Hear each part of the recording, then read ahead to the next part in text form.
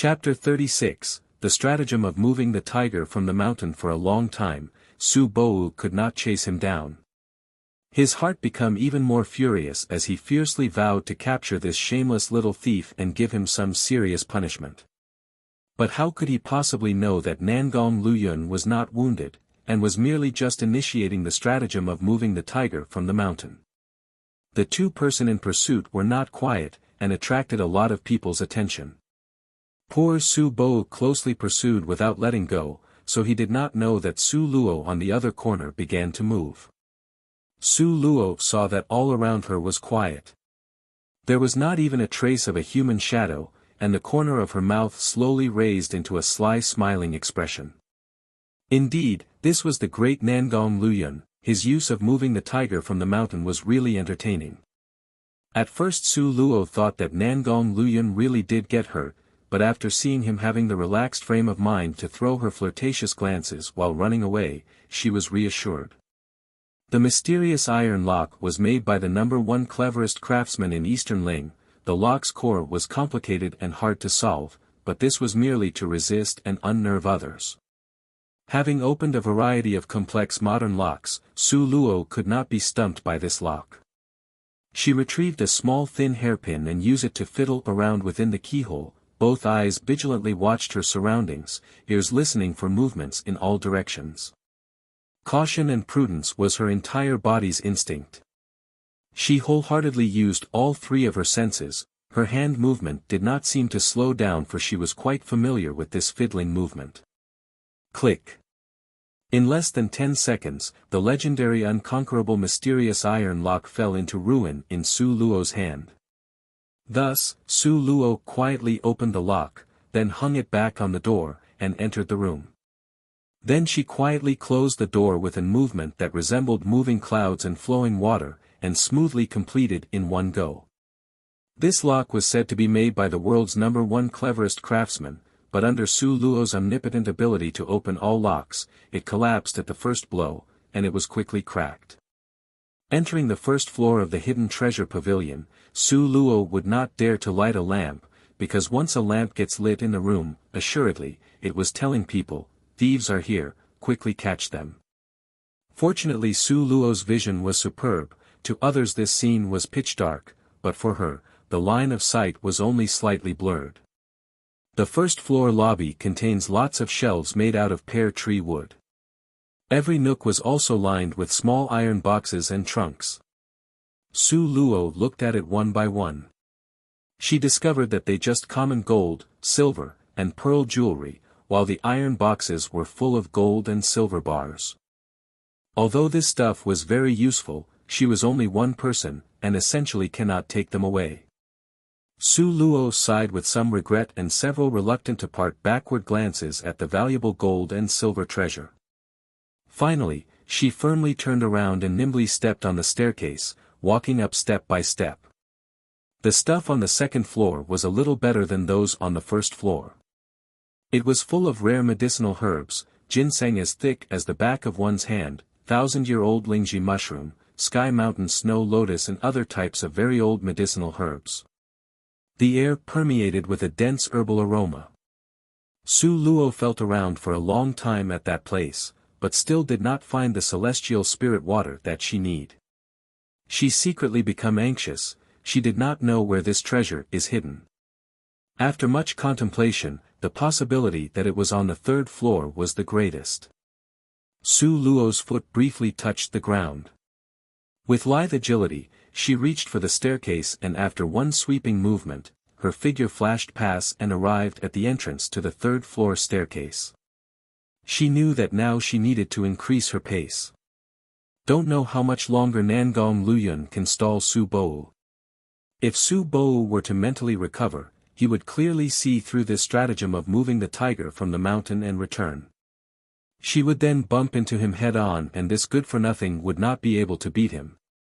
Or if her father Su Zian heard the movements inside Su Manor, with meticulous care would come and inspect the hidden treasure pavilion.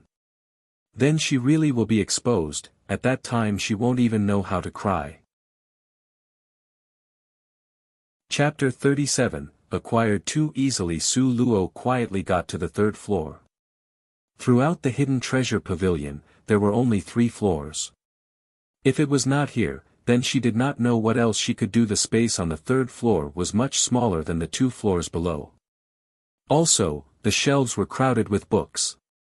This gave Su Luo much more work to do. When Su Luo took a closer and more careful look, she realized that they were not martial arts secrets, but some general history of the continent and as well as some of the principles and practice of the 6 major elements. How strange, these were common books, why treasure them enough to put it on the 3rd floor? Logically, wouldn't the 3rd floor have the most precious treasures?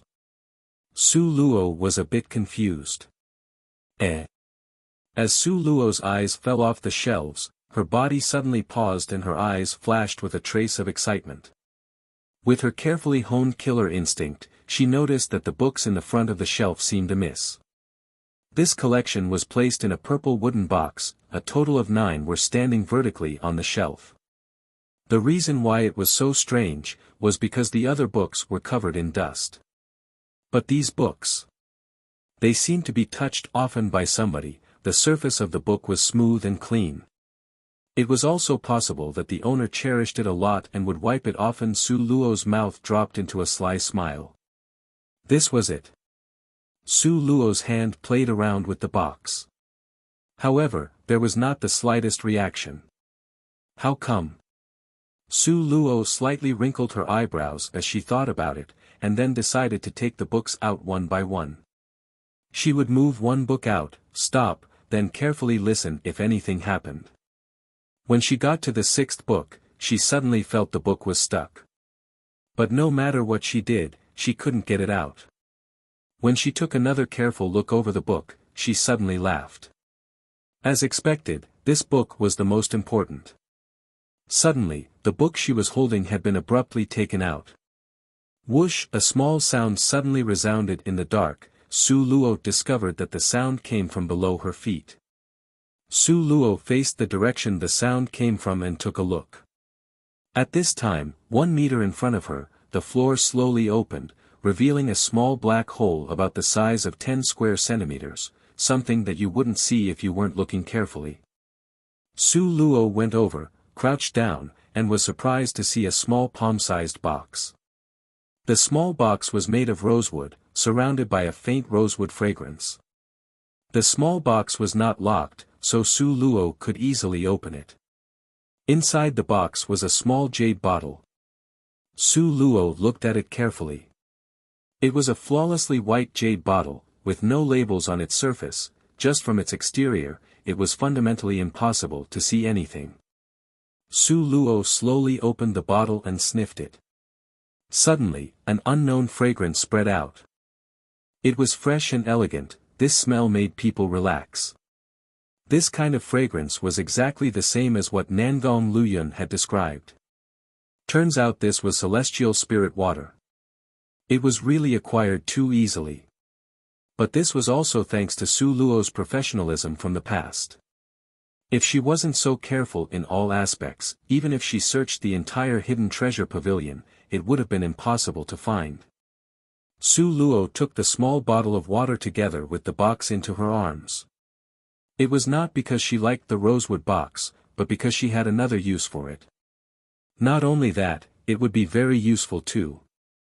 Now that she had already gotten what she wanted, it was natural to quickly leave. But before withdrawing, that purple fish jade pendant shall be of great use. Chapter 38, When meeting face to face on a narrow path, the brave will be victorious. The corner of Su Luo's lips turned into a nefarious and charming sneer. Su Jingyu, wasn't it you who wrongly accused me? Framed me? Then I'll let you experience what it's really like to be wrongly accused and to be framed. Giving him a taste of his own medicine, Su Luo was very familiar with this type of thing. Looking at that tiny black hole, Su Luo's mouth tilted into a smirk, and then ruthlessly tossed the jade fish pendant into the hole. Moreover, she did not even bother to close the mechanism and immediately prepared to leave. But at this time, suddenly from outside the sound of hubbub could be heard. Faintly, torch light could be seen coming closer. Su Luo moved close to the window and looked out, her heart tensed. What bad luck. Su Zian really did bring people over. Looks like he was not that stupid. He finally thought to check on the hidden treasure pavilion.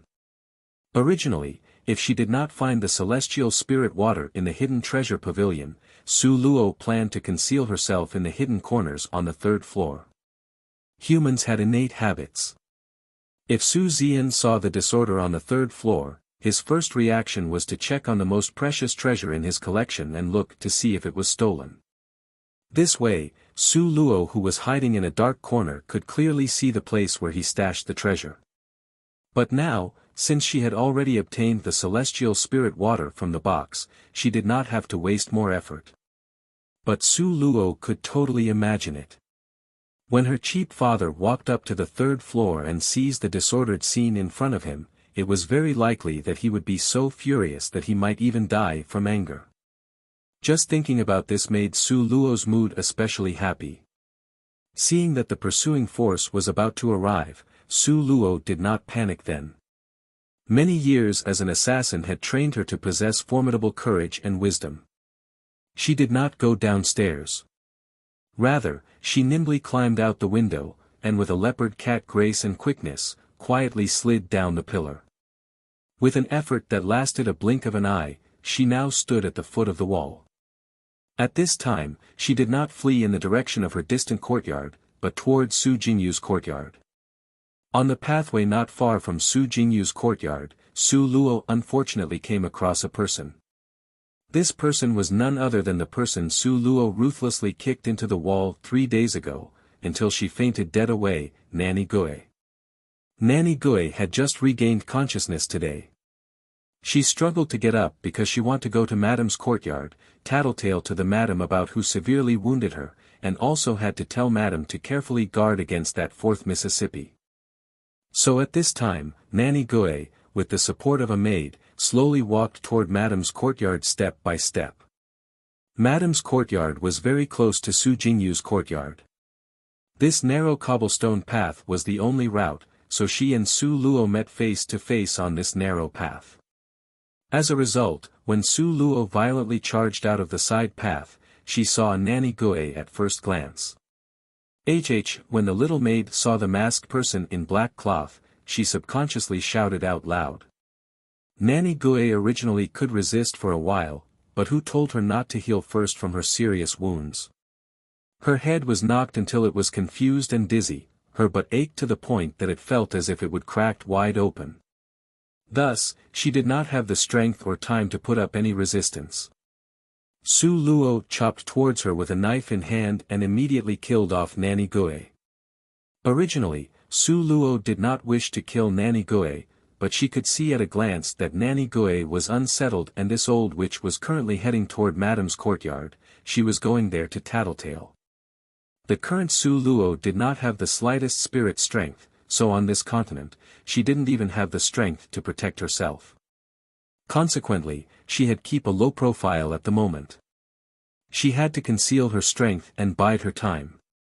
If Madame knew of her talent and shrewdness, it would perhaps not be as convenient when conducting such clandestine actions in the future. Chapter 39, The Wicked Sneer. Su She was easy to deceive, but that Madame Su may not be. Thus, Su Luo made a preemptive strike to kill Nanny Gui, and the death would end all her troubles. In any case, Nanny Gui's offense was the former mistreatment of this body's original owner, so she should have died long ago. Moreover, since she was now dead, this would also get rid of Madame's right-hand man. Acting upon her own matters would be much easier in the future.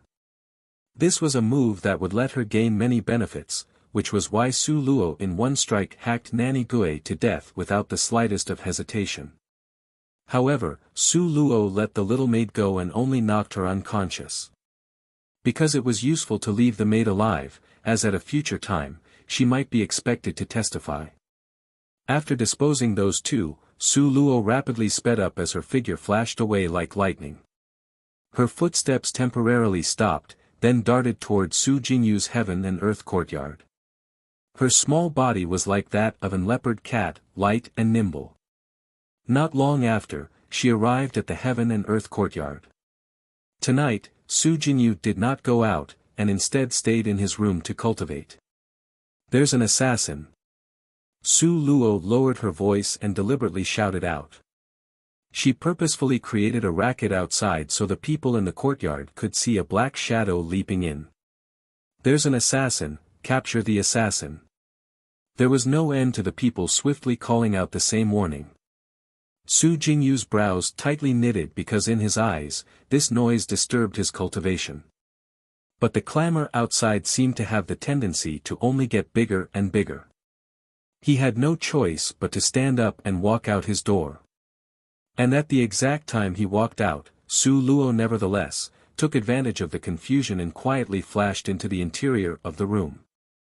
Seeing that not a soul was in sight, the corner of her mouth raised into a wicked sneer. In regards to the next item in this program, she was really enthusiastically looking forward to it. Su Jingyu, Su Jingyu. You were the one who walked out to give me this opportunity. When that time comes, you can't really blame me. Su Luo swiftly removed the small box from her bosom and picked up the bottle of celestial spirit water. She was just about to close the box when right at that time, borrowing the bright candlelight, she saw a slip of old-fashioned paper pressed underneath the box. She picked it up to get a closer look and discovered that the paper looked like a map. But it had crooked lines and was hard to comprehend.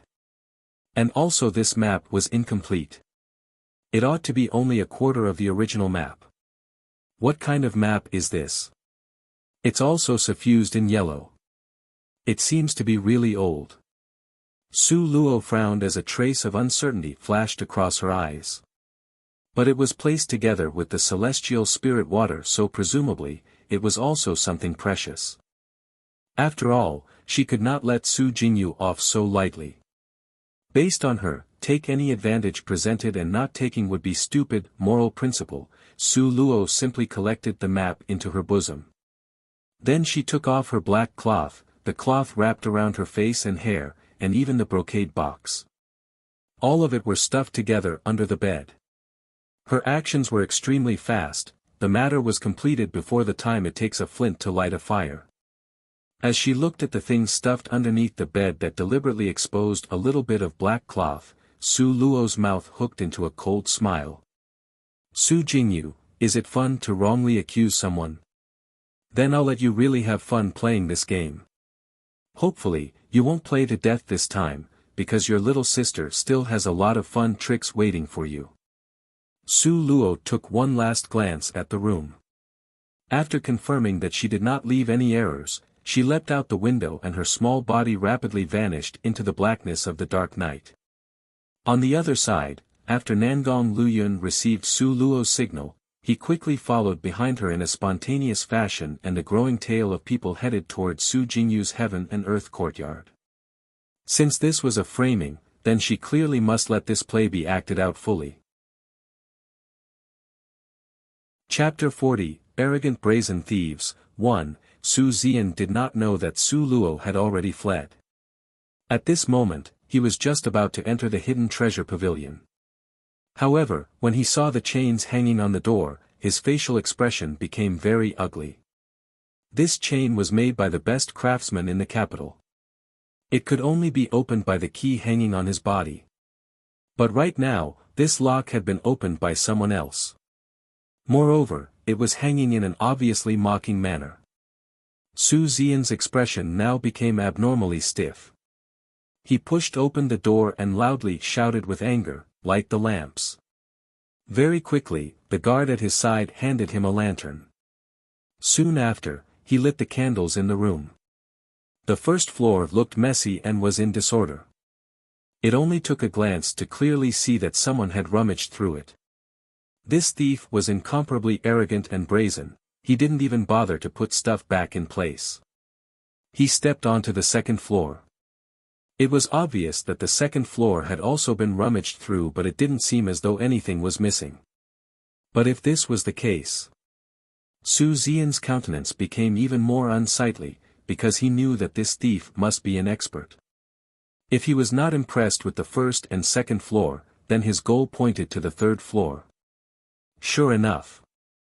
When Su Zian walked to the third floor and saw the situation in hall, his brain immediately buzzed with noise. A sweet taste entered his throat and a mouthful of blood had almost been spat out on the spot. It only took him one glance to see the small black hole in the floorboard. It was the place where the celestial spirit water was stored. Aside from his ancestors, only he knew about this place, but now it had been opened by someone else. Su Zian could only feel his limbs go numb, and he was almost unable to stand properly. Steadying his mind, he boosted his spirits to look forward and discovered that the wooden box stored there disappeared without a trace. So hateful, so aggravating. Su Zian was so infuriated that he threw up a mouthful of blood on the spot. The celestial spirit water placed in that small box was the Su Manor's most precious treasure. But what angered him even more in addition to the celestial spirit water, was the hidden treasure map. That hidden treasure map was actually the most precious thing. It was a map to open the legendary secluded necropolis of the gods. Even the most powerful experts on the continent were searching for it. Although it was only a fragment, if this hidden treasure map were to appear, then the entire country will be in chaos. And now it had been stolen along with the celestial spirit water. Su Zian's entire body trembled with fury and could not say anything for a while. He felt like he was going to go crazy. Search. We must find the thieves. Hack them into pieces. Su Zian was so angry that he trembled from head to toe. Suddenly, his eyes saw something in the black hole. After picking it up, he saw a purple fish jade pendant. Could this purple fish jade pendant be left by the thieves? What is this? Steal something and leave something as a calling card? What arrogant brazen thieves! Su Zian believed that if this thief was standing in front of him right now, he would definitely strangle him to death. Unfortunately, he did not know that the thief he hated until his teeth itched, was actually his good-for-nothing daughter who did not know any martial arts. Take this jade pendant to the mercenary union. Ask them to find all the information regarding this jade pendant as soon as possible. Su Zian believed that if he found the origin of this jade pendant, then tonight's thieves would not be able to hide. He must find the thieves and let them see that Su Manor was not a place where they could come and go as they pleased. But at this time, the guard's manner seemed hesitant. It seemed as if he wanted to speak but stopped. Why haven't you left yet? Su Zian angrily roared. Great General, this jade pendant. This humble servant has seen it before. The guard hesitantly hummed and hawed. You've seen it before? Where have you seen it before? Su Zian's entire body was startled with excitement and inconceivably stared at the other party. Chapter 41, Arrogant Brazen Thieves, 2, It's at. The guard was afraid to speak the truth. If he wronged the young master, then that would mean. At this time, he was so regretful that he wanted to slap himself in the face. If only he did not say anything a moment ago. Speak. Su Zian kicked toward the guard and heavily flipped him to the ground. It's the young master. The guard spat out a mouth of blood because of the kick. He covered his stomach and loudly exclaimed, "This jade pendant belongs to the young master." What did you say? Su Zian severely kicked him again. Couldn't you have named anyone? To actually say this jade pendant belongs to the young master. Impossible. At this moment, a person loudly reported back. Great General. That thief entered the young master's heaven and earth courtyard and then disappeared. This sentence that fell like sweet rain, immediately saved the guard's life. What did you say? That thief disappeared after entering young master's courtyard. Su Zian's cold expression became terrifying. He grabbed the servant's collar with a cruel and fierce expression. Repeat what you just said. This guard did not know what had happened here, he was only here to report what had happened, so when Su Zian lifted him up by the collar, he had a puzzled expression on his face. but he still disjointedly repeated. This servant is not lying, that thief really did disappear in young master's courtyard. Also Nanny Goe was killed on the path not too far from young master's courtyard, there is also a maid as proof. Now, almost all of the evidence pointed to Su Jingyu. However, Su Zian still would not believe it. Su Jingyu was the son he highly regarded. He was none other than the Su Manor successor, he simply did not have a reason to do this. Not possible, this is absolutely impossible. No matter what was said, Su Zian could not believe that the son he had personally educated would betray him. But the thief really did disappear into the heaven and earth courtyard, so he had to personally go and clear up this matter. Su Zian took a group of people and the grandiose parade of people darted towards the heaven and earth courtyard. As they arrived at the heaven and earth courtyard, he found Su Bo confronting Su Jingyu. Jingyu. Su Zian coldly stared at him, what do you think you are doing? Deceive your teacher and wipe out the tribe? Su Jingyu was just about to fight with Su Bo, but after seeing Su Zian, he hurriedly said towards Su Zian, Father, you're finally here, you must help and make the decision. I really don't know what happened, but second grand uncle keeps on vigorously insisting that I am a thief. Su Zian looked at Su Bo. Su Bo sneered, if it's not you then who? That thief is hiding in your courtyard. If you are innocent, then why won't you let people search it? Second uncle, Su Zian was just about to speak, but was interrupted by Su Bo. Zian, second uncle personally saw the thief run into the heaven and earth courtyard. Even if Jingyu is your son, he cannot escape this responsibility. That thief was heavily wounded and walked with wavering steps, he simply could not have run far. If not for Su Jingyu strongly blocking the path, then he would have already caught the culprit. Su Zian's entire face filled with grief as he finally closed his eyes, and painfully said, Second uncle. The hidden treasure pavilion was robbed. What did you say? Su Bo's facial expression suddenly changed. It became ugly, what was stolen? Celestial spirit water, and also, the hidden treasure map. Su Zian was so depressed that he wanted to hit the wall. Su Bo's expression became even more ugly. He unsteadily swayed and almost spit out a mouthful of blood. He only realized now, that the opponent had used the stratagem of moving the tiger from the mountain. The opponent tricked him away and afterwards, another person took the opportunity to sneak into the hidden treasure pavilion. After thinking this far, Su Bo wished he could harshly pound his own head. Chapter 42, Arrogant Brazen Thieves, 3, Su Bo frigidly glanced at Su Jingyu, he said coldly, Go in and search. Honorable father. Su Jingyu had a lost expression, he didn't know what he did wrong. What celestial spirit water, what hidden treasure map, he really didn't understand, alright. Guards, tie up Su Jingyu.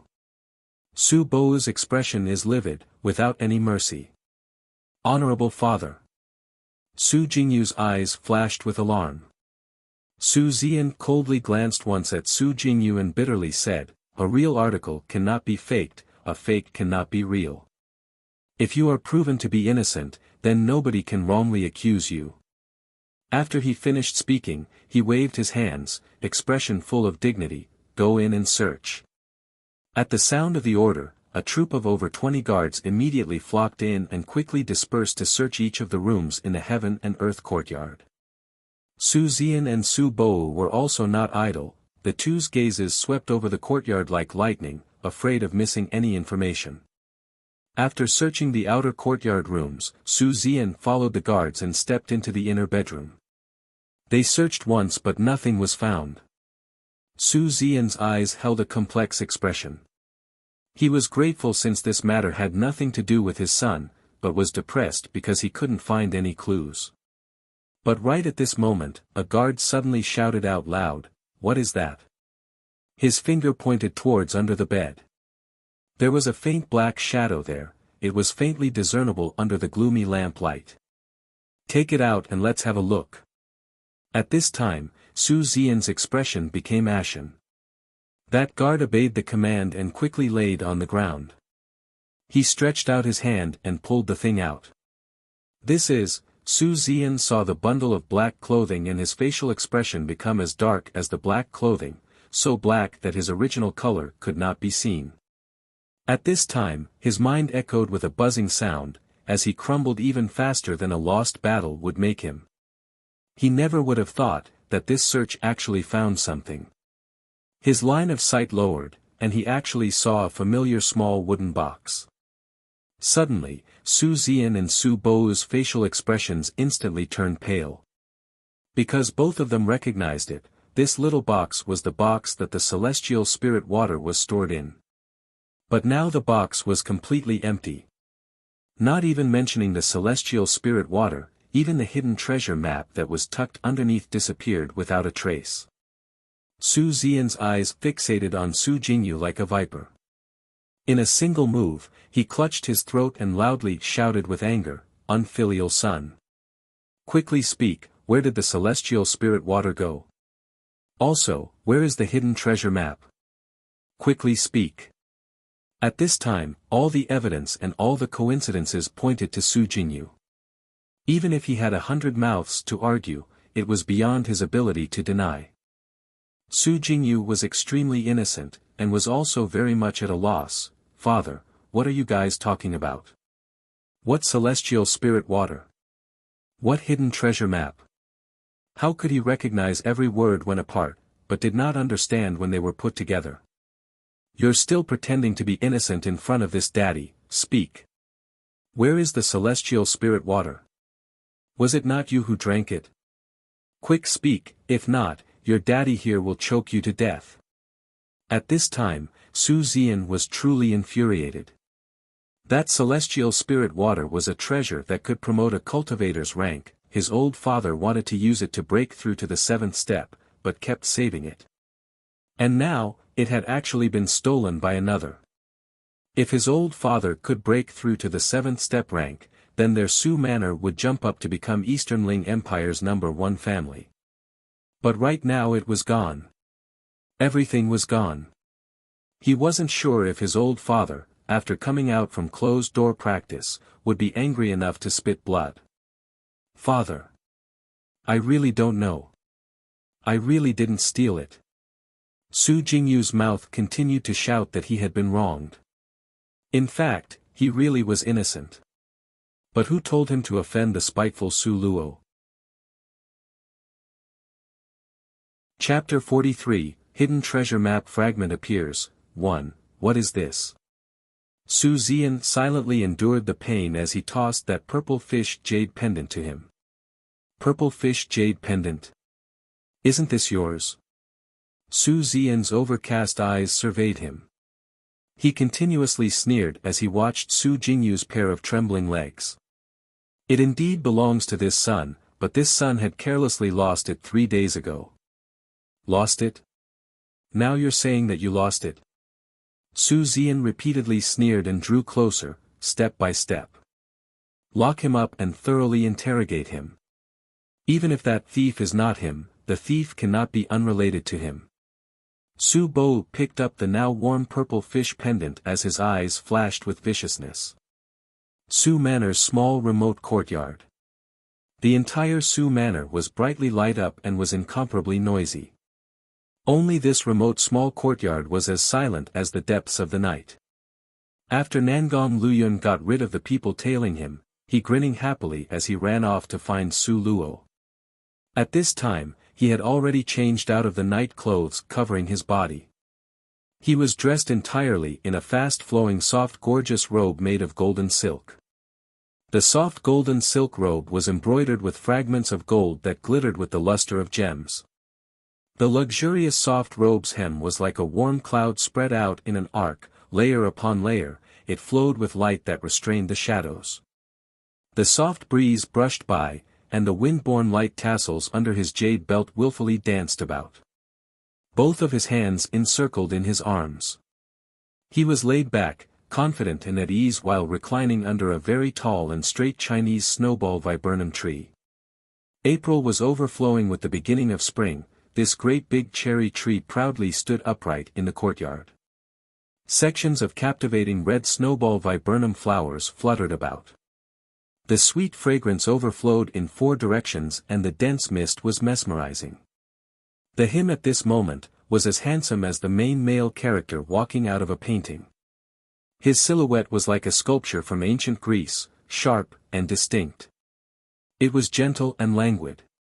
His enchanting light smile held such devilish charm. How was it? This king's performance wasn't that bad, right? Nangong Luyun reclined under the Chinese snowball tree. His slender hands encircled in his arms and he lightly smiled as he enchantingly stared at Su Luo. Barely passable. Su Luo sat on the stone chair in the courtyard. A pot of clear tea was placed on the stone table in front of her. Tea fragrance curled upwards and lingered into a dense mist. This time, she was dressed in a pure white bright robe with a butterfly playing on daffodils. Her jet black hair was held back with a light purple ribbon and a few silken strands of beautiful hair mischievously hung down from both shoulders, revealing a sparkling and translucent gloss. The garment lining blew by teasingly, touching the delicate beautiful skin that seemed to be made of porcelain. Facing her neither warm nor cold attitude, Nangong Luyun not only did not mind, but instead raised his face and leaned in. He leaned in to the closest distance possible. Hot air fluttered to her ears with a deep and affectionate voice. "Good girl, did you get the celestial spirit water?" "Of course, didn't you see who set out on this campaign?" Any mission Su Luo went on, never had a record of failure. Even if it was now the olden times and the difficulty had been increased numerous times, it was still not too difficult for her. She handed him the celestial spirit water. The expression in her eyes seemed pleased with herself. "I actually thought it would be heavily guarded, but it's only like this." Nangong Luyun indulgently pampered her and used his long and smooth slim fingers to poke her forehead. "Keep bragging. If not for this king having drawn away that old man, do you really think it would have been this simple?" "Oh right, what kind of map is this? Have you seen it before?" Su Luo sulkily rolled her eyes. Then, she handed that inundated yellow piece of paper to Nangong Luyun. She had no idea what the crooked weird words on it meant. Nangong Luyun took it and carefully looked at it. His expression originally held a hint of crooked smile, but after a quarter of an hour, his expression began to slightly change. Something that can change the expression on Prince Jin's face was presumably not a simple thing. Su Luo curiously blinked her beautiful vividly touching eyes. "What? Could it be a real hidden treasure map? Where did you get this?"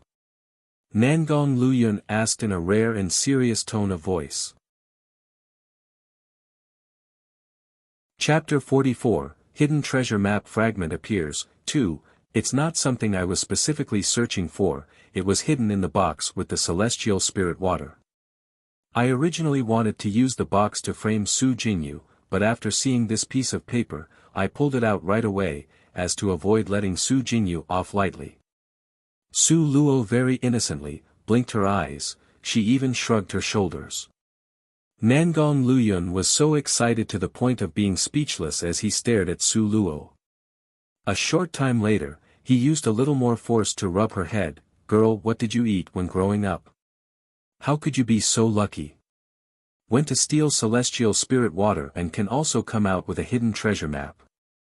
Although he was the legendary prideful son of heaven, God's favorite, compared to Luo girl's luck, he really felt all kinds of great admiration and envy. Within these short few days of interacting with her, it looked like, not only was her innate spiritual talent of the high-class purple rank with wood-fire dual elements to cultivate as an apothecary, she was also a space mage, and now, she actually coincidentally fished out a piece of hidden treasure map to the secluded divine shrine. Thinking about that really made him have the urge to run into a wall.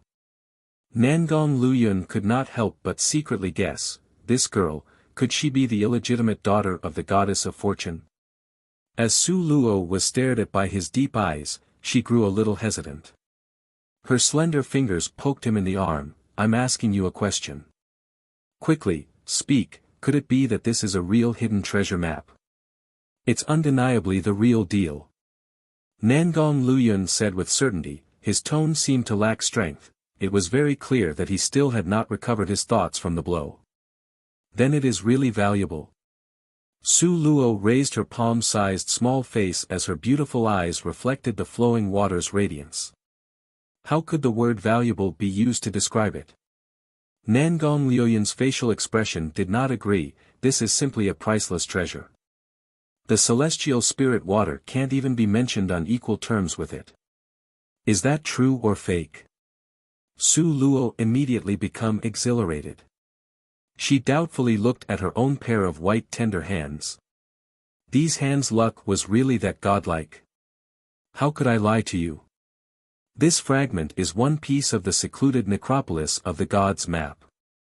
Secluded necropolis of the gods. That is an existence which transcended endless years. Rumor has it, people coming out of there, even those considered most ordinary, can exterminate a country on this continent in one move. One of the most ordinary of persons from there, could destroy a country in only one move. No matter how calm Su Luo was, she still cannot avoid opening wide her beautiful misty eyes. How could this let people live? Su Luo simply could not imagine it. Even if an extremely strong person came over, how could he annihilate a country with only one move? This is simply unimaginable. This is indeed what the legends say. Nangong Luyun's pair of beautiful eyes became deep and mysterious. He faintly said. It has been said that there was a struggle between experts of the secluded place many years ago. They all died in the final charge. The bodies of the extremely strong practitioners were buried in the secluded necropolis of the gods. Nangong Luyun paused.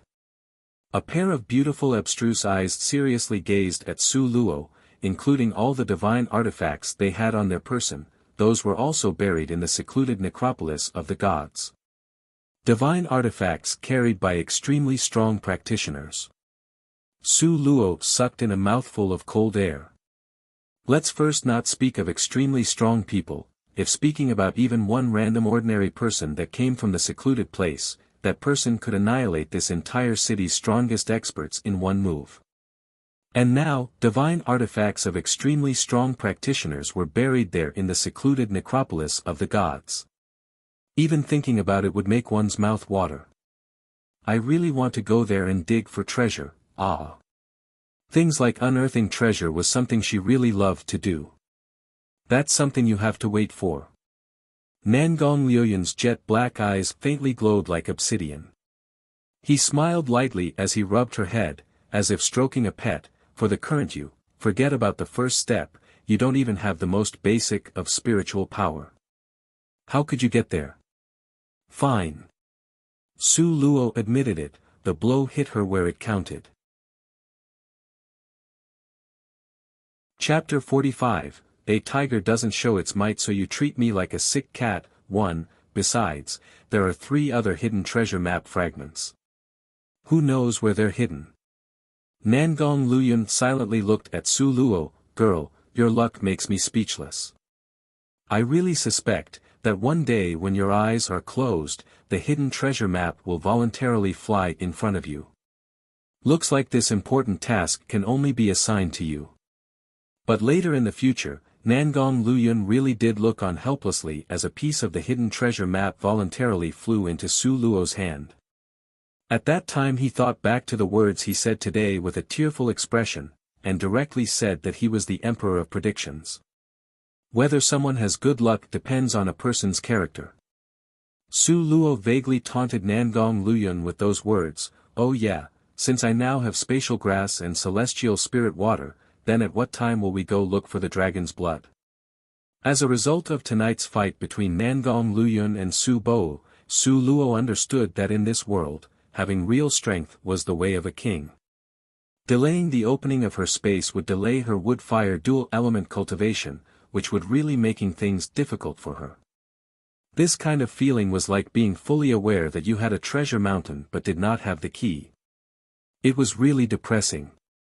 Nangong Luyun stroked her head, his phoenix-like eyes slightly narrowed as he spoke in a slightly doting and indulgent tone.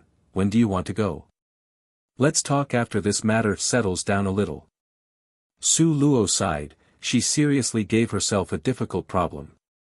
Sunset Mountain Range was not that close. A round trip, even if it was a smooth one, would still take a month to complete. If she was to suddenly disappear now, her cheap father would switch his suspicious gaze onto her. That was anything but reassuring. Looks like she had to think of a way to secretly disappear for a period of time. Su Luo's beautiful eyes narrowed, lost in contemplation. But Su Luo never would have thought that before she could think of a solution, there was already someone who had voluntarily delivered themselves to her door and helped her solve the problem. This person was not a stranger, it was Su Luo's third elder sister, Su Wan. On that day, Su Luo went for a walk after eating lunch. Coming back, she discovered her courtyard had been smashed into smithereens by someone. Her only maid Lu Luo was smacked until her complexion was red and swollen, and her body was beaten black and blue.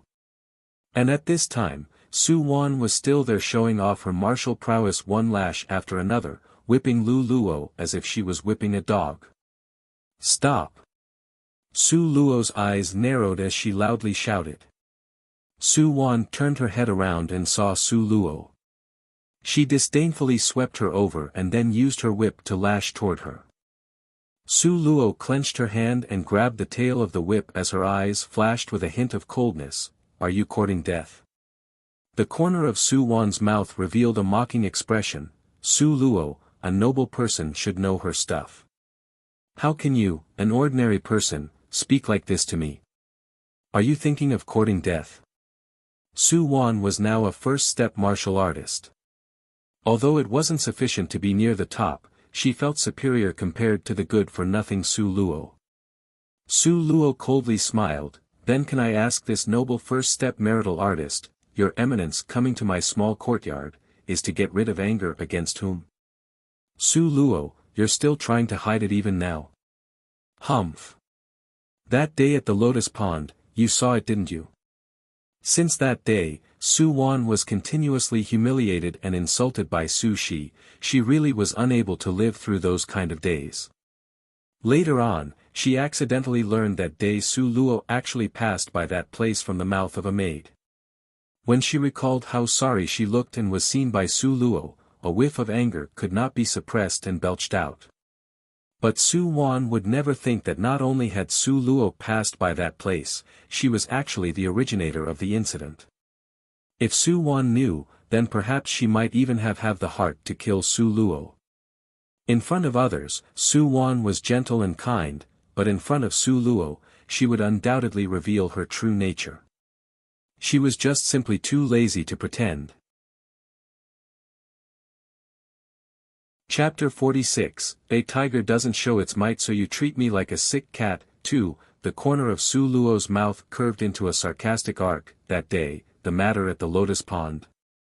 Oh, third elder sister, are you talking about that day when you fell into the Lotus Pond?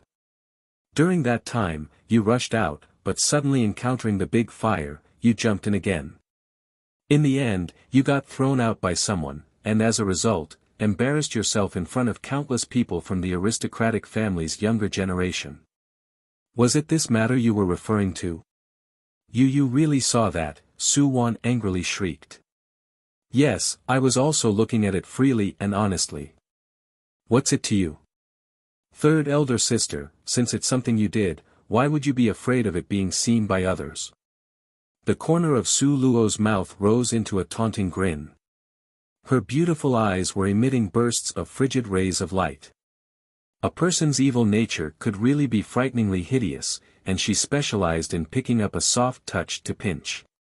When Su Shi bullied her in this way, she dared not to resist, because in Su Shi's eyes, she was just a good-for-nothing. If her heart became angry she would unleash it on Su Luo. This could only be called really, intolerably bullying.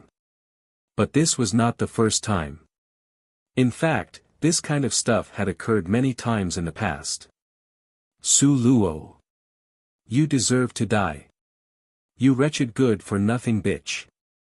Everything she had experienced that day, had become pain that would be carved into Su Wan's heart for a lifetime. When she recalled what happened that day, she really wanted to choke Su Shi to death.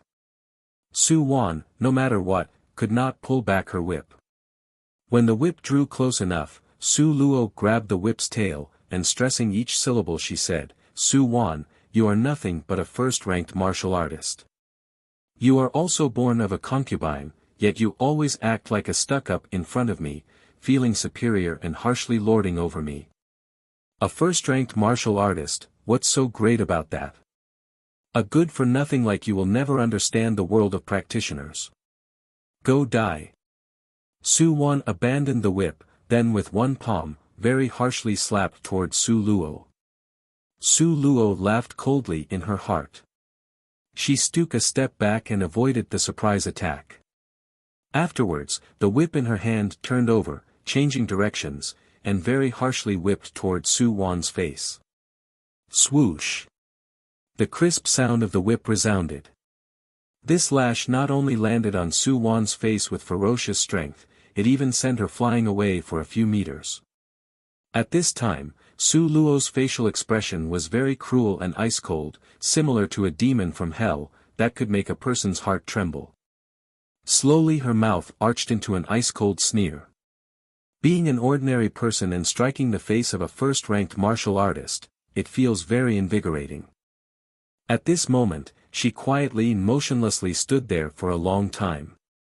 The wind gently raised her garment, the corner of her skirt fluttering like the dazzling cherry blossom. Su Luo's cruel and ice-cold words, when posed in such cold and threatening manner, sounded near Su Wan's ear. Su Wan, who was whipped flying, smashed very heavily into the corner of the wall. She immediately issued a miserable scream. A distinct whip mark appeared on her face. The whip mark cracked open and blood kept flowing. The wound looked horrible. Su Wan touched the wound with her hands. Her eyes were full of astonishment, but she unwaveringly stared at Su Luo, full of hatred. You! Watching Su Luo's cold eyes was like looking at 1,000-year-old cold ice, they were completely lacking in emotion. A hint of fear flashed through her heart, like a small part of a cold idea frantically initiating from the bottom jumped up. How can it be like this? Su Luo She is only a good-for-nothing. How could she have such a cruel expression in her eyes? Her deterrent force at this time unexpectedly is stronger than even our imposing grandfathers. How was this possible? Su Wan's heart became bewildered and unsettled. Also at this time, Lu Luo was completely shocked. This was awe-inspiring. It made people want to revere the young lady. Her black hair was adrift from being wind-borne. Her small face may have been extremely beautiful, but it was also full of callousness and the determination to vanquish. This released an imposing manner that made people afraid to look at directly. At this moment she was dazzling like the convergence of all the sunlight. This person is really the mistress. She really served this person from childhood to adult. Is she really that idiot mistress that allowed others to bully her? What's so great about a first-ranked martial artist, if she was still whipped flying by this good-for-nothing? So, over the years, what were you so proud of? Su Luo crouched down, eyes full of arrogance. While speaking she was playing with the whip and mercilessly mocking Su Wan. Chapter 47, A tiger doesn't show its might so you treat me like a sick cat. 3. Su Wan bit her trembling lips, after recovering some of her spirit, her eyes boiled with rage, full of disbelief. You dare to hit me? Su Luo very innocently shrugged with her hands spread. How could this world have such a stupid person? Obviously you have been hit, but to still continue to ask, you actually hit me? Such a brazen insult, caused Su Wan's lungs to almost explode from anger. Her face trembled, and stressing each syllable through gritted teeth, she said, You court death. The one courting death is you. Su Luo took out the whip, and mercilessly whipped her body, lash by lash. Her eyes were shining with a brilliant light that could leave a person in a state of terror. This whiplash is for the previous Su Luo. This whip is lashed for Lu Luo. This whip is lashed for the ants that were crushed to death by you. Su Luo's justifications was full of fantastic oddities of every description, but she could always find a reason to whip Su Wan. It's like at a wine table, people will always find a justification to force the other to drink until they become drunk. In almost no time, Su Wan's body was covered with lash marks, her clothes had become ragged, worse than a beggar's. Su Luo. I will never let you off. Absolutely never. Su Wan crawled up. While hugging her exposed body, she urgently began to take steps to run out. As she made her way, she staggered along. She fell down and then crawled up and then fell down. She looked like a very sorry figure. Watching Su Wan's figure from the back as she ran away, Su Luo's pupils manifested a sneaky, crafty grin. Miss, this is not good, right? Before, Su Luo would always act in the role of the bullied. Today, however, it's reversed, with her whipping another. Lu Luo was not used to this type of change, so it was also a little terrifying. What's so bad about it? Bullying others is always better than being bullied. Su Luo sat at the stone table set in the courtyard. And with a calm manner, unruffled in the midst of chaos, she poured herself a cup of tea. But this, Lu Luo stammered as she said, the third miss left to tattle to the master. What can we do? Wasn't the mistress afraid of the master before? In front of him, she would always be a yes man, almost unable to speak a complete sentence. Now however, it seems as if she is not even a little afraid. My cheap father, right now, won't be in a relaxed enough frame of mind to deal with other people's business. He has something keeping him busy at the moment. This matter was also something Su Luo found for him. Besides, her father may be cheap and old, but he was also not stupid. In this world where the strong were respected, Su Wan was a first-rank martial artist who couldn't even beat an ordinary person. Under these circumstances, what's the use of supporting this daughter? Wouldn't it just be a waste? Her cheap old father can calculate very well in regards to this matter. It was really unnecessary for her to worry about anything. Sure enough, Su Wan, while covering her face full of whip wounds and weeping endlessly, ran to find the great Su General Su Zian. However, she encountered being given the cold shoulder that she had previously never before experienced. Su Zian impatiently suppressed his temper and listened to Su Wan's tale of receiving unjust treatment. He exhaustedly rubbed between his eyebrows to relieve the stress, but, in the end, he was unable to tolerate any more. He settled it straightforwardly with one sentence: you are a first-rank martial artist and unable to defeat a good-for-nothing, yet you still have the face to come here to cry. Su Wan was suddenly startled. She raised her small, crying face like the rain-bearing pear blossoms. Face full of disbelief, she stuttered, "Father. But this. She hit me." Su Zian was busy trying to catch the thief that stole the hidden treasure map, so how could he have the frame of mind to manage a struggle between daughters of the family? Okay, all right, Su Luo was really wrong in this matter, but you are wrong too. If there was no business, what were you doing in her courtyard? Zi Wu. Su Zian, wearing a cold expression, thundered out a command.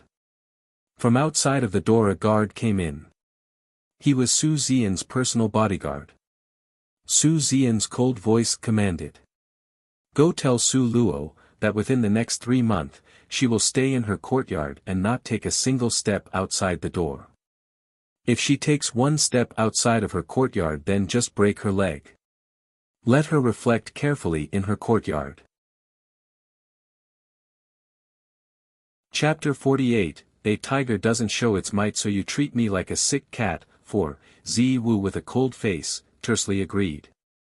His gaze landed upon Su Wan's face and a flash of astonishment shone from his eyes. Afterwards, with some disgust, he turned his face away and finally left following the command. Isn't it merely solitary confinement? To let her go this lightly. This is absolutely inconceivable. Su Wan was so angry that she almost cried. She shouted and crawled toward Su Zian and was even about to hug his thigh. It was a pity that her face was smeared with blood coupled with tears, sweat, body clothed in rags. And when she had rolled around the floor before, it had become truly filthy. Her entire being looked no different from that of a malicious spirit. Su Zian's eyes flashed with loathing. This daughter is also a useless tool. Only knowing how to stir up trouble, but never thinking of a way to help lessen his burdens. A touch of anger flashed across Su Zian's heart as he recalled that, just a few days ago, this was the very same Su Wan who had heavily lost face in front of the crown prince. Although everyone outside said it was Su Luo, but as for the actual truth, as a father, how could he not know? Su Zian turned his back on her by withdrawing his thigh and in a cold voice said. You will also go back and stay in your yard for 3 months, carefully reflect upon yourself, study well from your 5th younger sister's example. Isn't this locking her in confinement? Su Wan's expression was full of unwillingness and discontent. And to also learn from Su Shi example. In this Su manner, the most arrogant and willful person who still took rash actions, isn't it actually Su Shi? Su Wan was so despondent that she almost spit out blood. Daddy, Su Wan still desired to beseech him while weeping. But Su Zian waved his hand. In a cold, furious voice, he said, Zi Shi. Drag the 3rd miss back to her courtyard and carefully watch her. Each and every one of them won't save me from worrying. Su Zian's fist heavily smashed towards the table made from pear tree wood. Immediately the deep imprint of a fist appeared on the table. The veins on Su Zian's forehead were beating, like his heart was jumping around. Father is about to come out of closed-door practice, but the celestial spirit water has completely disappeared, and also that piece of hidden treasure map. Where exactly could it be? Jingyu, that stinking brat. He won't confess even facing death, and from his mouth Su Zian was unable to obtain any useful information. Su Zian was so vexed that his full head of black hair was almost all pulled out. A thief in the family is really hard to guard against. It was a pity that Su Zian did not know, this thief from the family was not Su Jingyu, but was in fact the one whom he firmly believed to be a good-for-nothing 4th daughter. Su Ziwu with his cold, dark face walked into the courtyard and passed on the Su general's commands. Su Luo sweetly and obediently demonstrated that she would properly stay in her courtyard to contemplate. Every day she would appear to properly think things over, and learn from her 5th sister Su Shi. Su Ziwu slammed the door shut, then heavy locks were used to keep the door sealed. Afterwards, even delivering her meal would be done by passing it over the wall. Miss, this. Isn't this punishment a little light? If it was the way it was in the past, the master would have definitely made people whip the mistress. I told you earlier, you don't need to worry, all right? Su Luo gave off an appearance of a prophet with supernatural accuracy. She comfortably lay down on the soft couch, eating dessert in one hand and flipping through the book of the history of the continent in the other hand. These days, Su Luo had flipped through all the books on the history of the continent. She also read some books about herbs. After all, in the future her cultivation would have to include apothecary skills. Moreover, she would soon enter Sunset Mountain Range. Based on the luck of her hands, she felt she would have extraordinary opportunities. Lu Luo, whose face was full of happiness, took care of Su Luo. Miss, these next few days we need to properly stay in the courtyard, so do not stir up trouble, okay? This time her father had given her a rather light punishment, though it was not known why. The next time, surely, it would not be so simple. Who knew that Su Luo would toss the book into Lu Luo's lap? With a gaze that was all smiles, she said to her, "This miss officially informs you, Lu Luo girl, these 3 months, you will have a good stay in this courtyard and reflect in place of your mistress. When this miss comes back, I will definitely bring you something good to eat." Miss Lu Luo's face was full of shock. However, Su Luo did not stop to clarify what she was going to do, and with a mysterious wave of her hand, she waved her away. Chapter 49, A Strong and Overbearing Kiss. 1. When Su Luo and Nangong Luyun decided on a meeting place, she obediently waited under a big tree on the outskirts of the town. Not long after, clouds of dust rose, from far away, and one could hear the waves of sound coming from a beast's roar. Su Luo looked ahead. She saw a strangely shaped horse dragging an exquisite carriage and galloping towards her in a fast, vigorous manner. In a blink of an eye, it had arrived.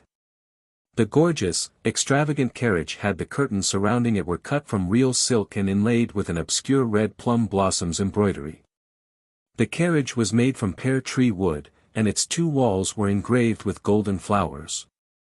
The gilding was inlaid with jade that were formed into exquisite carvings along with other cut gems. From the top of the carriage rows of pink tassels, that surrounded the gig, dangled and spun around in the wind creating a gorgeous atmosphere. What made more people turn around was the white horse. This was not just any insignificant, ordinary horse. If one looked closely, it could be seen that his body was covered in greenish-blue scales, yet its body was still like that of a horse.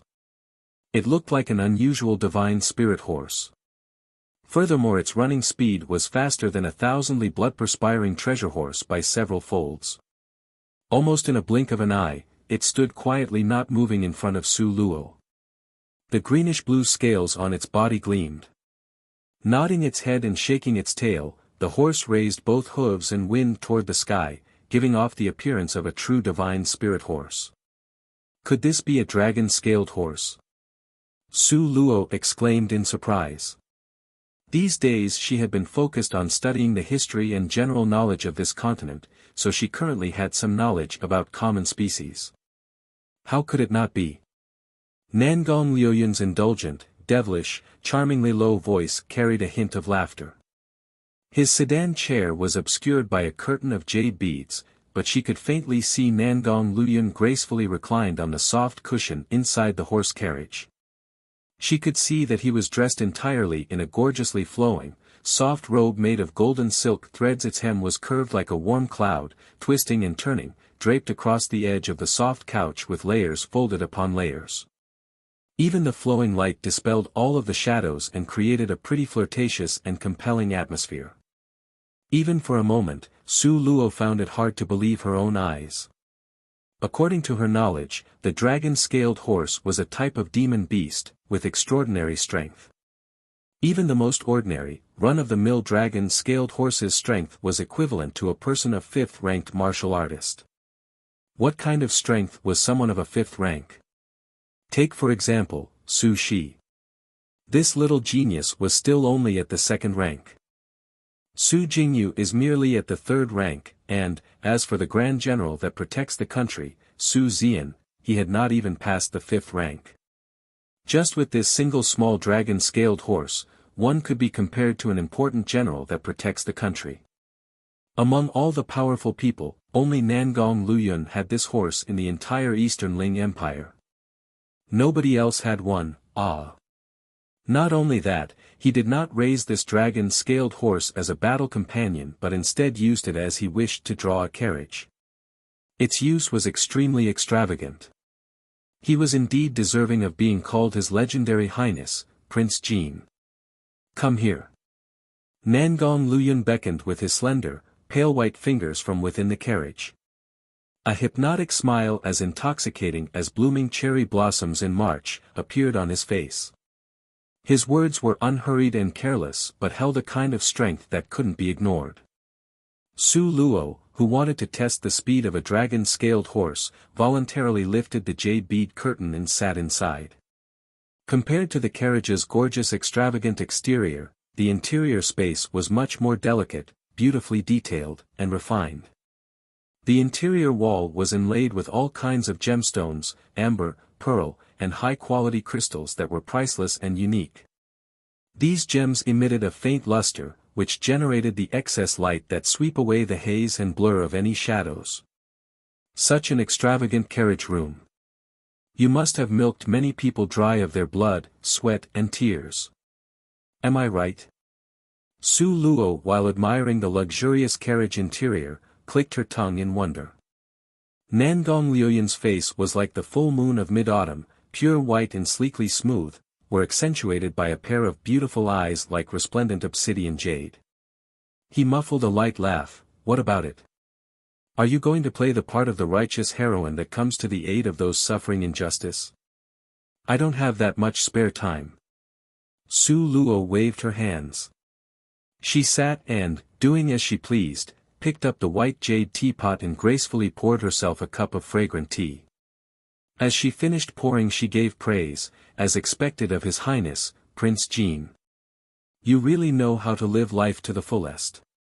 Sitting in the most ostentatious horse carriage, drinking the most concentrated and fragrant green tea. Also discovering the most obstinate woman. Nangong Liuyan's lanky arms went fishing, and completely lacking any warning sign, Su Luo had already fallen into his embrace. Thousandly blood-perspiring treasure horse, a special type of normal horse raised with parasites in them. The horse runs very fast due to the parasite. They will also sweat blood around their neck, thus getting their name Sake. Chapter 50, A Strong and Overbearing Kiss. 2. Nangong Liuyan lowered his head. His handsome face, like white jade with exquisite luster, was slowly getting closer, centimeter by centimeter. He sensually puffed warm air near her sensitive earlobes. Nangong Liuyan. Su Luo tried to push him away with one shove. But Nangong Liuyan's hands were strong and powerful.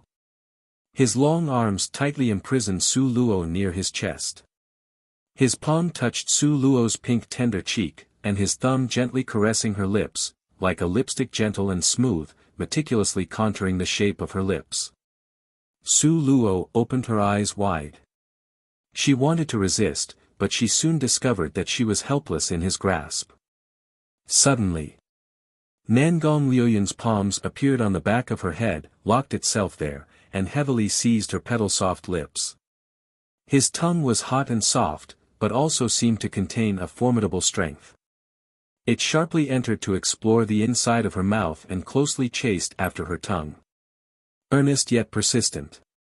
He closed his black as ink eyes and stood fast, as he evenly drank in her sweet flavor. Since the beginning, she had been resisting. Even under such overwhelming assault, she still passionately resisted.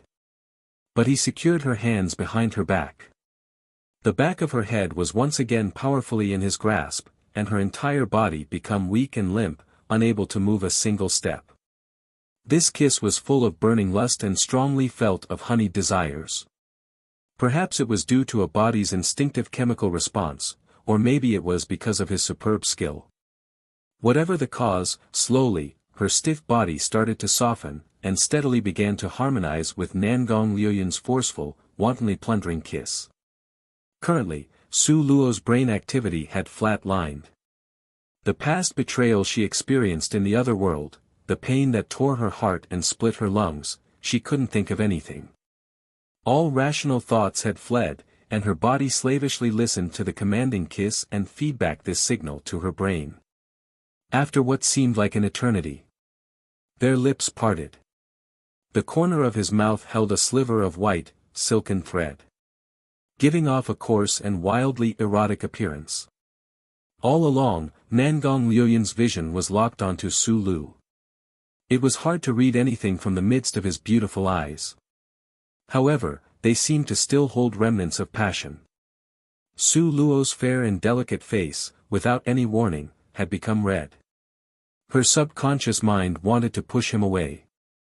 Nangong Liuyan, however, suddenly gave off a wicked laugh.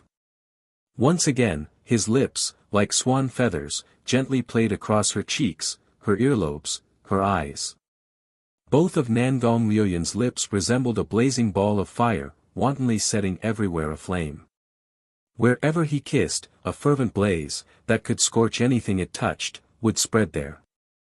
Su Luo's temperature increased little by little until it finally engulfed her entire body.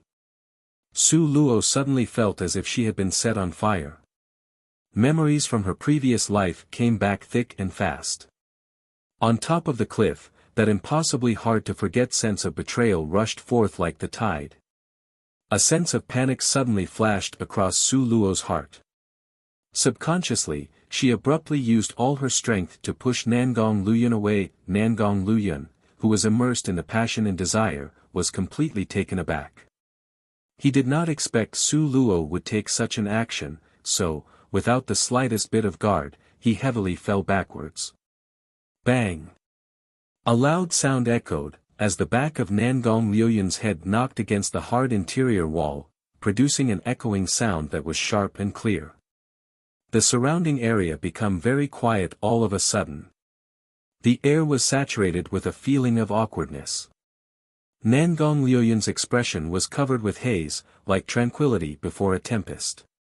His pair of eyes, black and deep as ink, seemed cold and overcast with a somewhat scary, deadly look. These eyes locked onto Su Luo, and his handsome appearance condensed into a thick layer of frost. Su Luo was dumbfounded. She unconsciously covered her red lips, wanting to laugh but afraid to laugh. Within her there was not only embarrassment but also a thread of regret. How could she have known that this strong and overbearing man was so frail, with one push he would fall? Are you okay? Su Luo saw him firmly glaring at her. He seemed to want to stare until he reached the bottom of her heart. This made her become apprehensive. She could only feebly stand by her question. Her response was Nangong Luyun's silence and that pair of cold black and fierce eyes. Su Luo slowly moved closer to him, and somewhat awkwardly, scratched her head. She even shook his sleeves with a hint of embarrassment. Being at a loss, she continued to ask. Does it hurt? It should have been very painful, right? Just now, the sound from the impact was so severe that it could scare people.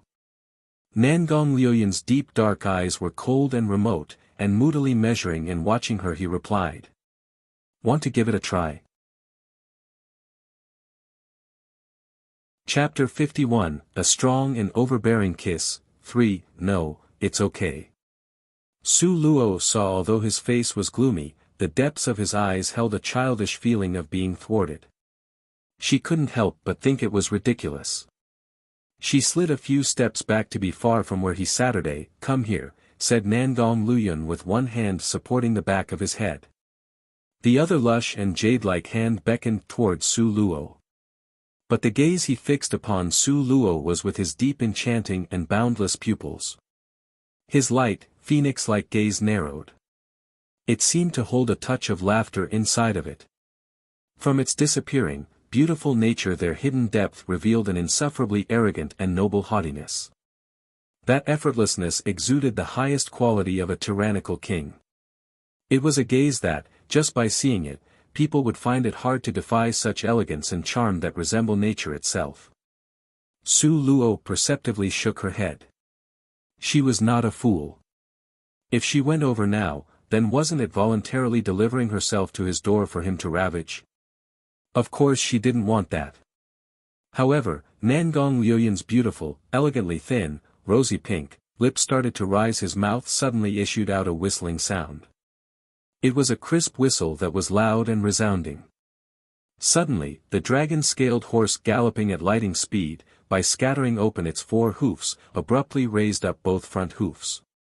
It followed up with a mighty whine. However, because of the stop, the horse carriage suddenly began to twist, and, not in the least bit on guard, Su Luo got violently thrown back without the time to react. She had again fallen back into Nangong Luyun's embrace. Before she could sit back up, Nangong Luyun's slender, powerful hands dared to clamp like steel around Su Luo's wrist. His enchanting and devilishly sly lips turned upwards, carrying a trace of arrogance and hauteur. His pair of dark, obsidian-like eyes, shone luminously and firmly locked onto Su Luo's face. The corner of his mouth raised into a wicked laugh. Such a laugh made Su Luo somewhat scared within the depths of her heart. What are you doing? Su Luo unconsciously hugged her plump, well-endowed bosoms. Her stammering tone betrayed her guilty conscience. You said you won't come over. Yet didn't you just take the initiative to deliver yourself into my arms? His eyes contained an evil and stern smiling expression. Obviously this is due to the fact that you cheated. Su Luo bitterly threw him a glance. He and his dragon-scaled horse had conspired to set her up. So instead of distancing herself, she could have been said to have thrown herself into his arms. It really was truly preposterous. So what? Nangong Liuyun's smile was really infuriating. His eyes turned into peach blossom as they started to shine brightly. If you have the ability you can also go and catch such a horse. Ah, but right now you should be compensating this king for his time. What do you want? Su Luo felt she was extremely unlucky at this point. Nangong Luyun supported his forehead with one hand, and allowed his soft fine black hair to flow down swiftly. He really did carry such a devilish charm that despite acting wild and rash, it was making him out to be the ultimate lure. He unhurriedly spoke with a deep and alluring voice. His beautiful, dark eyes resembled a sinister pit of darkness and profoundly mysterious that did not allow people to see into his thoughts. How about serving this king? The corner of Nangong Liuyun's dark eyebrows raised slightly. As he glanced around, inside of his eyes flashed prettily and flirtatiously, with a touching smile. Nangong Liuyun's pair of snow-white hands gracefully swirled the wine cup made of jade celadon. While taking a light sip from time to time, his appearance was happy and content. How do you want to be served? Su Luo expressed that she completely did not know. Nangong Luyun with a joyful expression shot her a quick glance.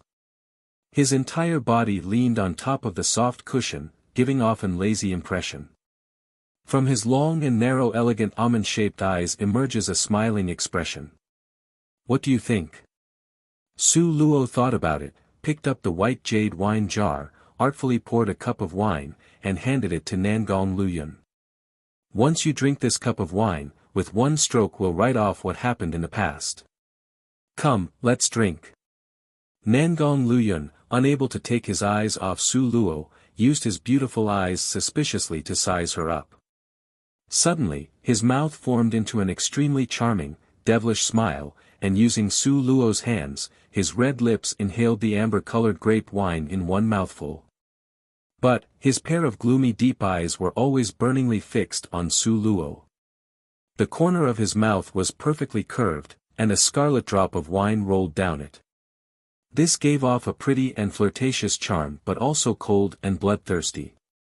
Being watched attentively by such a wild and coarse wolf-like stare, Su Luo's heart secretly shouted to herself, not good. She turned around wishing to retreat, but who would have known that Nangong Luyun already single-handedly clasped onto the back of her head, immobilizing her body. After that, a dense shadow came to envelope her. Chapter 52, A Strong and Overbearing Kiss, for his arms were stronger than a steel clamp. They firmly imprisoned Su Luo, and under their command she was unable to budge, let go. Whoa! Su Luo just opened her mouth when a full-bodied strong alcoholic drink was forcefully poured into her mouth. The bright red grape wine was following the corner of her mouth, and drop by drop, it tumbled down. Nangong Liuyun's appearance, from head to toe, emitted a majestic and imposing manner. No matter how much force Su Luo employed, he still had not moved a whisker's width. Su Luo's struggle in front of him was as negligible as dust. The feverish kiss was earth-shattering strong and overbearing. Su Luo's mind became an area of blank space, and in a split second, she almost lost herself. Forcing Su Luo to swallow that mouthful of red wine, Nangong Luyun intimately closed in. He tenderly touched the edge of her lips and wandered there, lingering.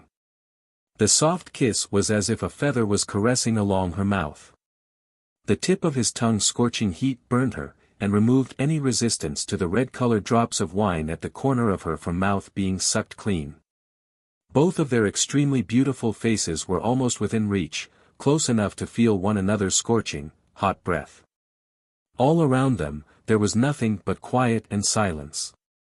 The only thing that could be heard was the dragon-scaled horse's rapidly running gallop that gave rise to a biting, cold sound of the wind.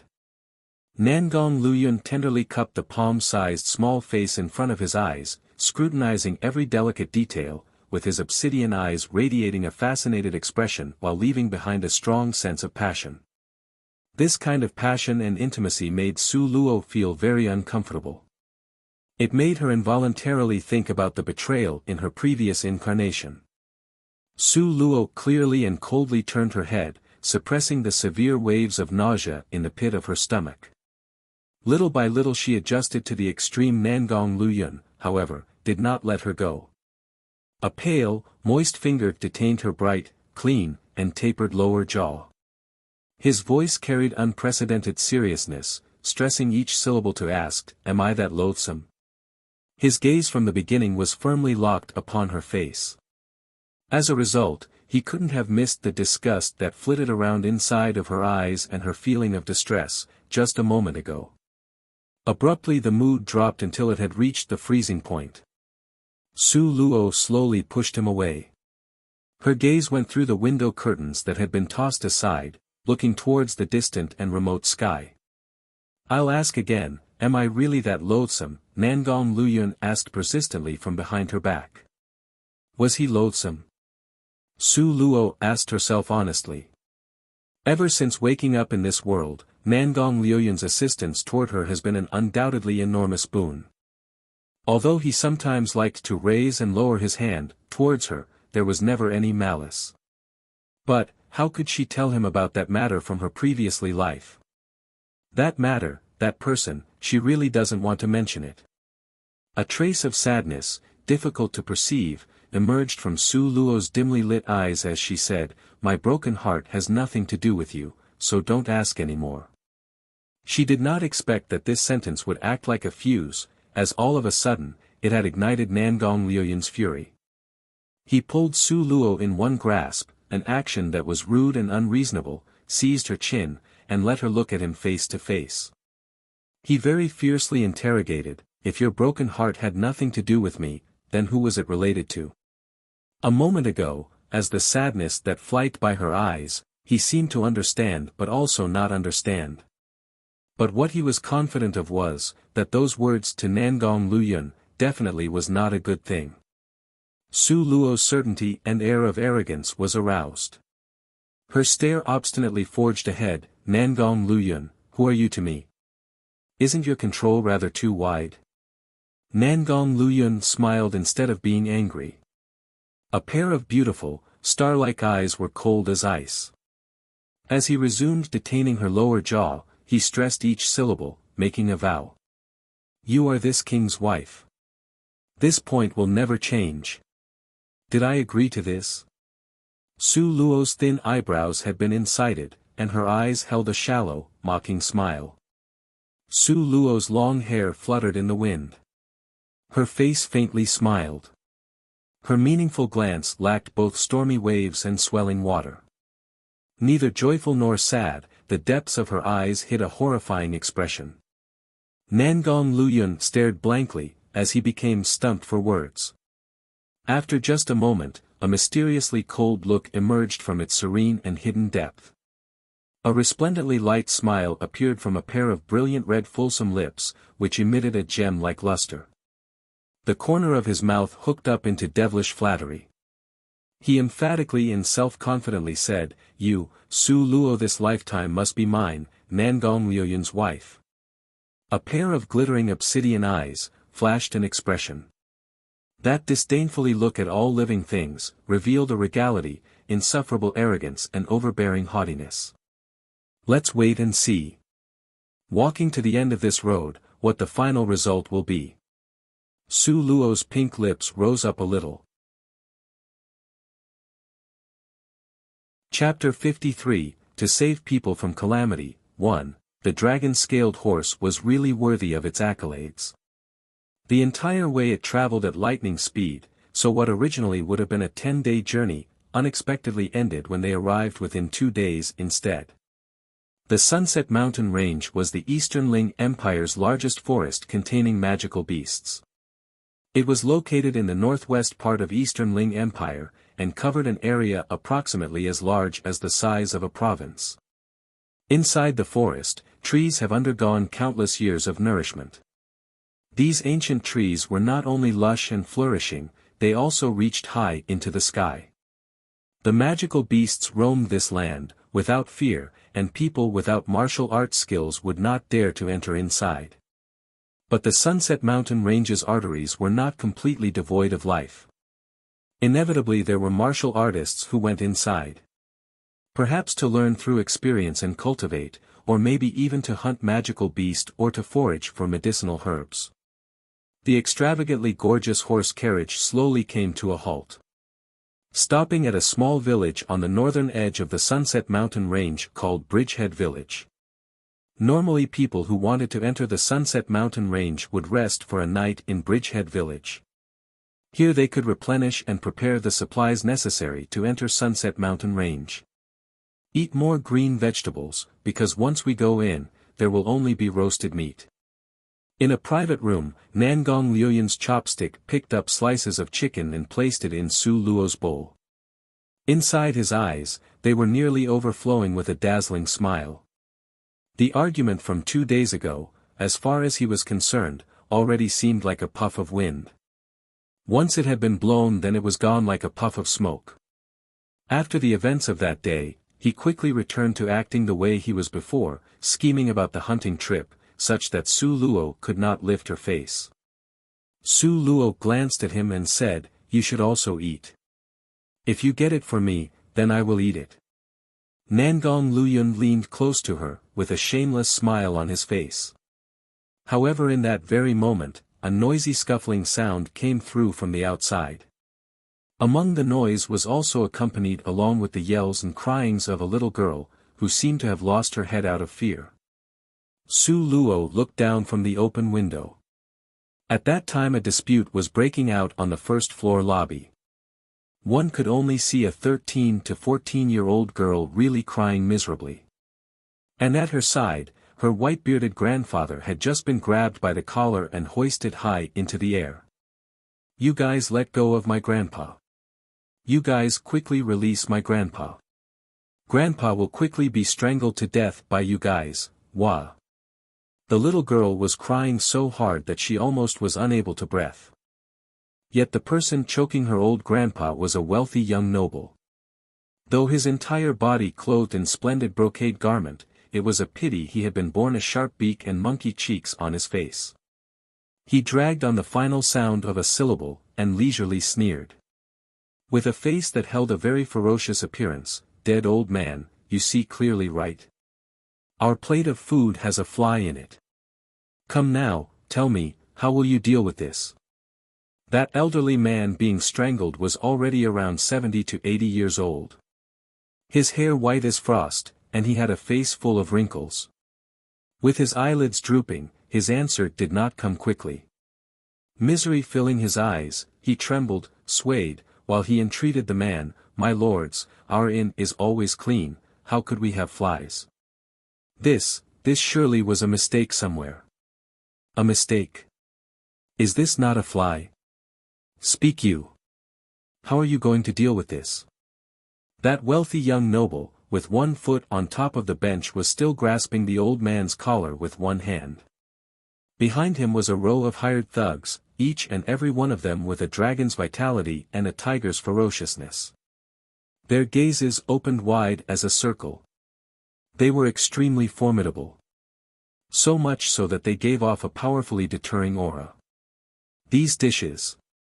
Just regard it as this little old man's gifts to all of you, free of charge. What do you think? The old man's face had an unspeakable sadness. Gifted to me free of charge? What do you mean? Is this not acting as if we are freeloading? That wealthy young noble was very dissatisfied. You see clearly it's your house's dish that has a fly. Ah, see? Did you see it? He lifted the elderly man's head and pressed it down onto the table, almost burying his entire face into the dish full of food. Misery filling the elder man's eyes. Yes, yes, yes, you lords say how it should be handled, and it will be done in that way." The frequent sound of the wealthy young noble's cold laughter could be heard as it resounded. "You know, this is not because we deliberately extorted you. It's because your food had a problem. So, upon seeing that you provide 50 tael of silver, then this matter will end from this point on." 50 taels. An expression of such shock flashed across the elderly man's entire face that it was almost hard to believe. Chapter 54, To Save People from Calamity. 2. What? Can't pay out for that amount? The wealthy young noble laughed maliciously while casting sidelong glances at the old man. The elderly man grimaced in response. "Young Master Zhao, I beseech you. Please be magnanimous. Even if you were to sell both grandparent and grandchild, I still wouldn't have 50 taels. Don't have it? Hey, hey." That young Master Zhao began to make a groping motion towards the girl's face. "This girl looks pretty good. White and tender soft. After growing up a little more she will probably be an incredible beauty. Well, since this is the case, then just let this girl stand in for the 50 tael. Seeing that you are so poor, we'll just let it pass and take a little loss." Young Master Zhao was clearly taking convenient advantage of the situation, and yet, in speech, he still tried to flaunt how well-behaved he was. He nauseatingly emphasized his own charitable kindness. Su Luo's gaze became cold. Seeing the elderly man's expression and the surrounding people's reactions, this young Master Zhao must be the #1 local tyrant. There must have been a frighteningly powerful man behind him. Su Luo's thin eyebrows wrinkled. However, she did not plan to take action and come to their aid at this time. At this moment, from the corner of the lobby, a loud shout suddenly rang out. The sound of a lovable voice seemed to arise throughout the floor. "You guys are these shameless and disrespectful to the elderly. All you do is specialize in bullying and humiliating the small and weak. Forcefully snatching women from ordinary families. You are all truly extremely vile." In the wake of the young master's exploits, the voice barley just dropped in like a splash of cold water. A slender silhouette stood up from its seat and came out. A young lady, in the prime of her youth, was holding the shaft of a flexible double-edged sword in her hand. The sword blade glittered like frost and snow, issuing cold, austere energy. This young lady was about 15 to 16 years old. Her upper body covered in blue with green jade and a smoky-colored jacket with open slits. The bottom was a light blue, pleated skirt patterned with flowery water and mist. The skin on her small face was like a clear, crystallized amber. The snow-white complexion revealed a trace of pink still carrying a little baby fat. It was offset by a pair of large, pea-sized dimples, a refreshingly clean look that was capable of charming any person it was directed at. On the table behind her, sat 5 to 6 young men and young ladies of the same age. They gave off an image of an organized group from a school that was sent out to learn from experience. Moreover, Su Luo felt that the young lady in front of her eyes seemed a bit familiar. Her surname should be Lu. She appeared to have played very well with Su Shi. Before with Su Shi she had even acted jointly to cause her harm. Su Luo, with one hand supporting her chin, was full of interest, as she watched the development of the play below. She actually didn't expect that Miss Lu, with the same character as Su Shi, could be so willing to perform such a good show as to save a person. This, after all, what reason could there be for this? Young Master Zhao, stroking his lower jaw and full of interest, began sizing up the young lady in front of his eyes. "Oi, little beauty, are you demanding to throw yourself into my arms? Shameless!" Miss Lu shouted, and with one thrust of her long double-edged sword she whooshed over. Miss Lu gracefully displayed her long, double-edged sword dance naturally, causing it to glitter like frost and snow. The sword thrusts appeared like blooming flowers in all directions with a vigorous and strength-born presence. This aura seemed to be teeming with the desire to kill. Young Master Zhao's originally teasing expression very quickly became motionless. A serious expression began to appear on his face. The two people intertwined to fight, unable to distinguish who's better. Even though downstairs was bustling with noise and excitement, Nangong Liuyan's gaze had, since the beginning, always been locked onto Su Luo. Smiling and tweeting like he was singing a song, you see. Now the limelight was snatched by someone else. He could see Su Luo's sympathy towards that granddaughter, and this was the reason why his comment carried a teasing air to it. Nangong Liuyan, in your eyes, am I just an idiot? Su Luo exasperatedly rolled her eyes. Whatever do you mean? Nangong Liuyan's pair of bright, resplendent diamond-like eyes were fixed on Su Luo. That young Master Zhao. With one look you could already determine that he was the local gang leader. That Miss Lu may be able to save them once, but what about a second time or a third time? She cannot protect them, once she leaves. So, when she does leave, those thugs will bring more people to tear down this restaurant. This is not called rescuing people but to bring them more harm. Su Luo's beautiful eyes roamed around, with an indifferent expression, the corner of her mouth hooked into a distinct cold arc, like the splendidly gorgeous firework fading faintly into nothingness. Pausing a bit, she once again sneered. Besides, even more so, when looking at her current status, it would be pretty good, if she end up not inviting more trouble for that pair of kinsfolk. Nangong Liuyan humorously watched Su Luo, and an expression full of appreciation flashed across the depth of his eyes. His Luo girl definitely does not know that her manner of speaking, frankly and with assurance, was so radiant it illuminated her entire persons with a colorfully splendid light. Also only with such a clever mind as hers, could at the moment of rescuing someone, thoughtfully consider the entire situation. Only then will a person truly succeed in helping another in solving their trouble, rather than bring about a more difficult problem. Chapter 55, To Save People from Calamity, 3. While the conversation between the two was still in progress, below them, the situation had suddenly reversed because Miss Lu was beginning to see that her attacks had been going on for a long time without success, as well as the fact that young Master Zhao keep adding oil to her fire. Her fury reached a peak. Her other hand successfully completed the motion of drawing an arc in the air, and together a rain of arrows, hiding the sky and covering the earth, attacked toward the body of young Master Zhao. Quite clearly, this Miss Lu was not only a martial artist but also a water element mage. Due to the nature of the intense close-quarters combat, young Master Zhao still hadn't set up any defenses. An ominous whoosh of the wind sounded, as no less than 7 water arrows, similar to sharp swords, pierced every part of young Master Zhao's body. Young Master Zhao had an incredulous expression on his face. When he had toppled to the ground, he died while refusing to close his eyes.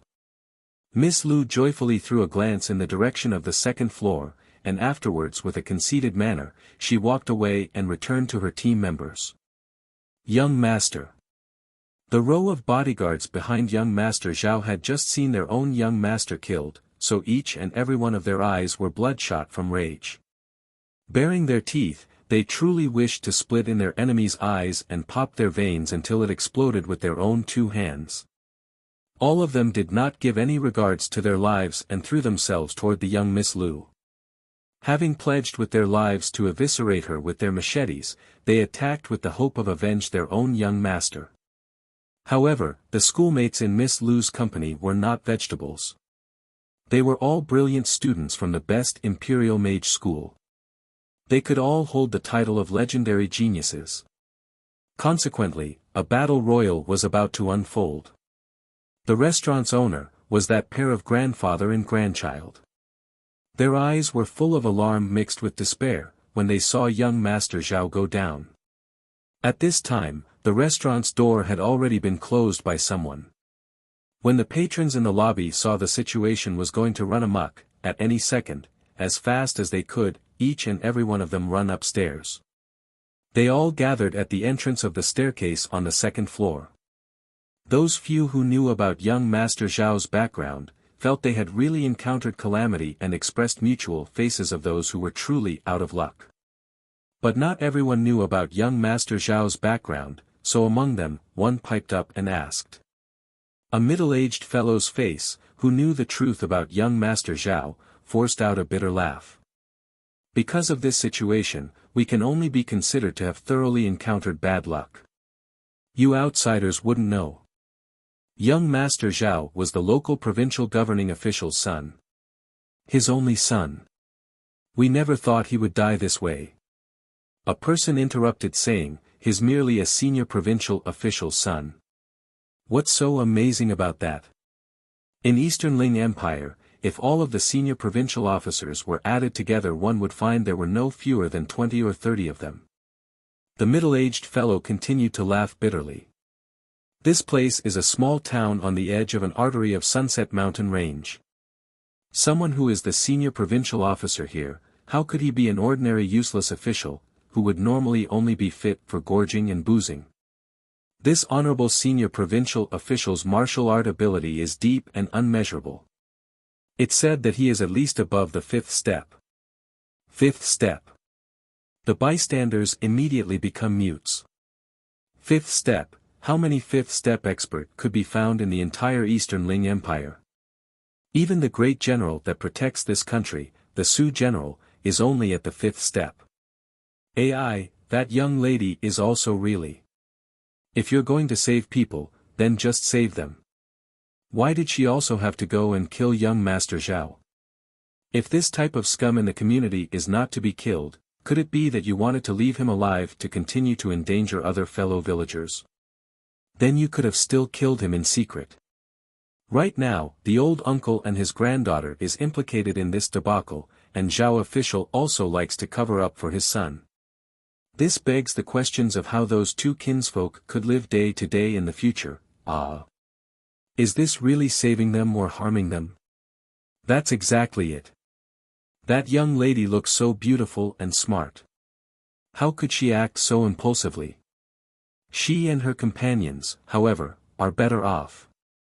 When the time comes they can slip away and leave the town. But then again, what can those two kinsfolk live on? However, at this time, the two kinsfolk that everyone was talking about were crying on each other's shoulders, with faces full of suffering and despair. Su Luo's eyes were pure ice, faintly breathed out a sigh. Me and my big crow's beak, all that I said has hit the mark. Nangong Luyun rubbed her head, a pair of deep beautiful eyes lazily watching the people below fighting as if their lives depends on it. Turned back his line of sight and narrowing his light phoenix eyes, a satisfied smiling expression began to creep over his entire face. My Luo girl is always so smart. Now, how's it going to be dealt with? He died while refusing to close his eyes, figuratively saying he died with grievances. Chapter 56, To Save People from Calamity. 4. What do you mean, how's it going to be dealt with? Su Luo tilted up her fair, delicate, small, palm-sized face and her pair of beautiful, vivid, moving eyes. Not easy to deceive, Nangong Liuyun's slim, white, glossy forefinger curled toward her exquisite nose. If it were concerning other women, he, Nangong Luyun, just had to know how many women he wanted, and he would get that many. With a simple motion of his fingers, he could have countless young ladies voluntarily delivering themselves to his door. Only this girl, without exception, would not be taken in by his deception. But this way was even better, as it further aroused his determination to chase after her. He must get her. Su Luo irritatedly threw him a glance. Honestly speaking, Nangong Luyun had an extraordinarily beautiful and youthful appearance. A pitch-black and profound set of pretty, arrogant eyes.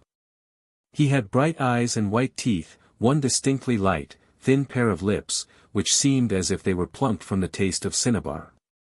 There was also his highest quality of languid, devilish charm. He had a seemingly unsurpassed grace and bearing, priceless beauty, and was both leisurely and romantic. Then carefully watch the play, and don't let your mind randomly wander off. Su Luo with a somewhat reluctant expression shot him a cold stare. She then turned her face away from him, thus she did not see the wry smile that flashed through the depths of his eyes. At this point in time, the fight in the lobby had long gone past its climax. And only now, it had came to an end. Those people who chose to become bodyguards, generally did not have a high level of martial arts skill, so this very fight had already been predetermined to be Zhao family's defeat. Even though they had many men and great strength when swarming with these numbers, but how can they hope to last against these little geniuses from the imperial school, that had came out to improve through experience? Very quickly, the bodyguards from Zhao family had all been decapitated. One could call them so dead that they could never die again. At this time, the blood flowed through the lobby like a river, from the mess of about a dozen fallen corpses. The tragic sight was simply a spectacle too horrible to endure. Miss Lu ran over, pulled up the pair of kinsfolk that were crying so hard that they could no longer stand on their own. Wearing an excited expression, she said, "Rest assured, in the future nobody will dare to bully you guys. Quickly, stop kneeling and stand up. Get up." Miss Lu on one side believed she had conferred her kindness to these people, and on the other side, her meaningful gaze had not forgotten to aim itself towards the second floor where Su Luo was. Her expression was noticed by Su Luo right away, but Su Luo did not say anything. She only used the corner of her eyes to glance at Nangong Luyun. "Looks like it's another disaster that will come out because of this evildoer Nangong Luyun." It went without saying, sometimes the accuracy of a woman's intuition was really scary. Miss Lu saw the two kinsfolk from before, blankly kneeling in the original place with a numb expression. She can't help stomping her foot. "I told you not to keep kneeling. Rooting out the strong to give people peace is the duty of us martial artists. You guys don't have to be so grateful towards me." Su Luo could not hold back any longer, as she had almost spitting out a mouthful of water. It turned out, this Miss Lu actually thought that those people kneeling and refusing to get up were because they were too grateful for her actions. However, they really didn't know of a good way to tell her the truth. Who? Miss Lu's ears were sharp, and hearing the sound of ridicule, thump, thump, thump, she ran up. Her eyes directly locked onto Su Luo. "Was it you, before, who was laughing at me?" However, by the time she saw Su Luo's face, her eyes opened really wide, as if extremely shocked. You are." Miss Lu simply could not believe it. "Do I know you?" Su Luo innocently blinked her eyes. Her clear and attractively beautiful eyes seemed to show traces of being perplexed. Miss Lu, seeing the Su Luo in front of her eyes, only saw swathes of 3-che-length white misty muslin gown tailing on the floor, and her face without a touch of cosmetics. Frankly, even by adding cosmetics, one would still be unable to cover up her absolutely stunning complexion, which was like an otherworldly fairy floating on top of the earth. No, not possible. This person was definitely not Su Shi's good-for-nothing fourth elder sister. It must be a person that resembles her. Besides, just based off on that idiot Su Luo, how could she have the qualifications to sit by the side of His Highness Prince Jin? That's right, in fact when Miss Lu saw the dragon-scaled horse outside the doorway, she already recognized His Highness Prince Jin, who was perfect beyond compare. It was actually the case, that in order to give His Highness Prince Jin an ideal impression, she had quite uncharacteristically acted to help that pair of kinsfolk. She believed that this kindness from her will definitely grow into a favorable impression in His Highness Prince Jin's heart. Afterwards, she would have pretended as if she accidentally encountered His Highness Prince Jin. She believed she can only rely on this method to get close to the male god of her heart. Also, as a result, when Su Luo let out a derisive laugh, she was able to seize the opportunity, directly dashing to arrive on the second floor. Chapter 57, coldly arrogant, distinctively remote, with an indomitable air that terrorized all. Miss Lu had already pushed Su Luo to the side, her small, bright, and beautiful face exuded rays of light like the luster of gems. She somewhat bashfully stared at Nangong Luyun. "Prince Jin, is your highness also going to the Sunset Mountain Range?" Nangong Luyun was clothed in a azure brocade robe with the wings of golden serpents embroidered on its cloth.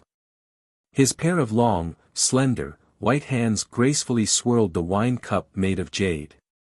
From time to time, he would take a sip, with a happy and content demeanor. It was almost as if Miss Lu did not even exist in front of his eyes. Even when Lu Ruohua saw Nangong Luyun's icy expression and dismissive manner, she was still not discouraged. She hurried said, "Prince Jin, your highness doesn't remember me. I am Ruohua Lu Ruohua. That time at the Imperial Mage School, your highness gave me pointers on how to cultivate." Nangong Luyun's phoenix-like eyes narrowed and swept her a slight glance. Although he was smiling, the depth of his matchless eyes seemed to be indifferent. After quite a while an icy voice delivered, "Are you finished speaking?" Lu Ruohua nervously nodded her head, and prudently observed Nangong Luyun's expression. According to Su Shi's remarks, Prince Jin was the 9 Pagoda Palace's celestial being. Even looking at him once was blasphemy. Now that she could stand, face to face in front of him, Lu Ruohua felt extremely nervous. Her heart felt like it was about to jump out of her throat. The corners of Nangong Luyun's mouth curved up. His eyes were obviously laughing, but their pupils were ice-cold and indifferent. With a trace of impatience in his tone, then scram. He stingily did not provide her with any superfluous word. Lu Ruohua's face immediately turned red. She was floundering as she stood there, not knowing what to do. This was such a rare opportunity to get close to His Highness, Prince Jin. How could she so easily let it go? By the next time they meet, who knows if there will be such a chance. Lu Ruohua made a fist, inwardly trying to muster up some encouragement for herself. Her stiff face squeezed out a glittering, bright and beautiful smile. "Prince Jin. Is your highness also planning on going to Sunset Mountain Range? My team is also heading there, so perhaps it would be better if we go together." Nangong Luyun's slender white, jade-like fingers idly fiddled around with his ruby thumb ring. Having heard what was said, his eyes lifted slightly, throwing a dismissive glance her way. This glance, coldly arrogant and distinctively remote yet also with an indomitable air that terrorized all before him, like a sharp sword's murderous aura, strong enough to make people tremble with fear. That glance made Lu Ruohua's eager heart shrink and clogged to the point where it felt as if a huge boulder was blocking its flow. Unfinished words were swallowed back through her throat and into her stomach. She did not dare to even speak half a phrase more.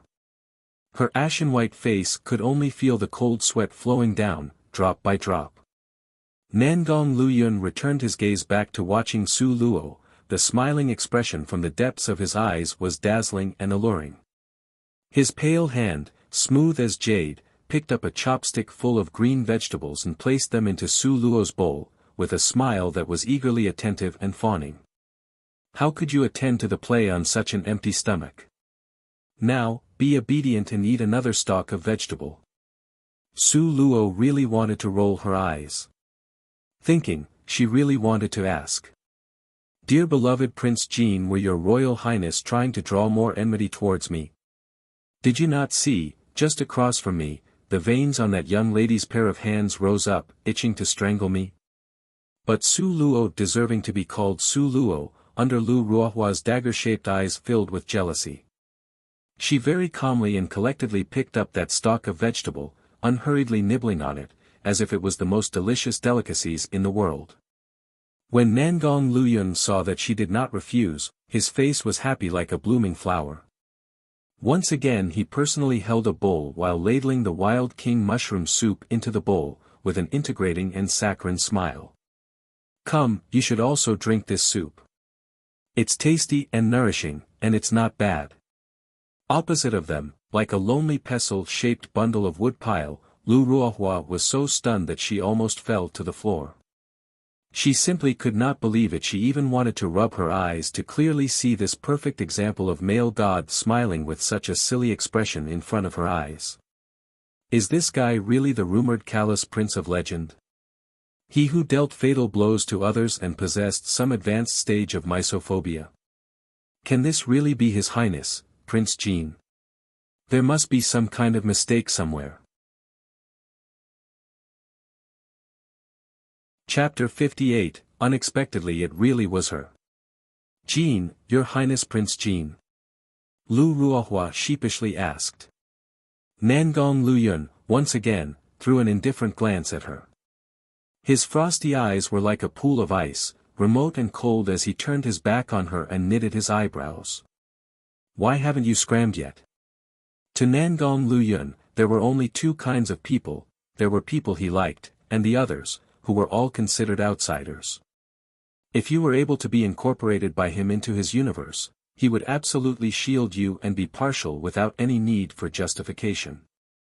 If you were unable to enter his world, he would always seem courageous but also very scathing, callous, cruel and bloodthirsty. Currently in his eyes, there is only Su Luo.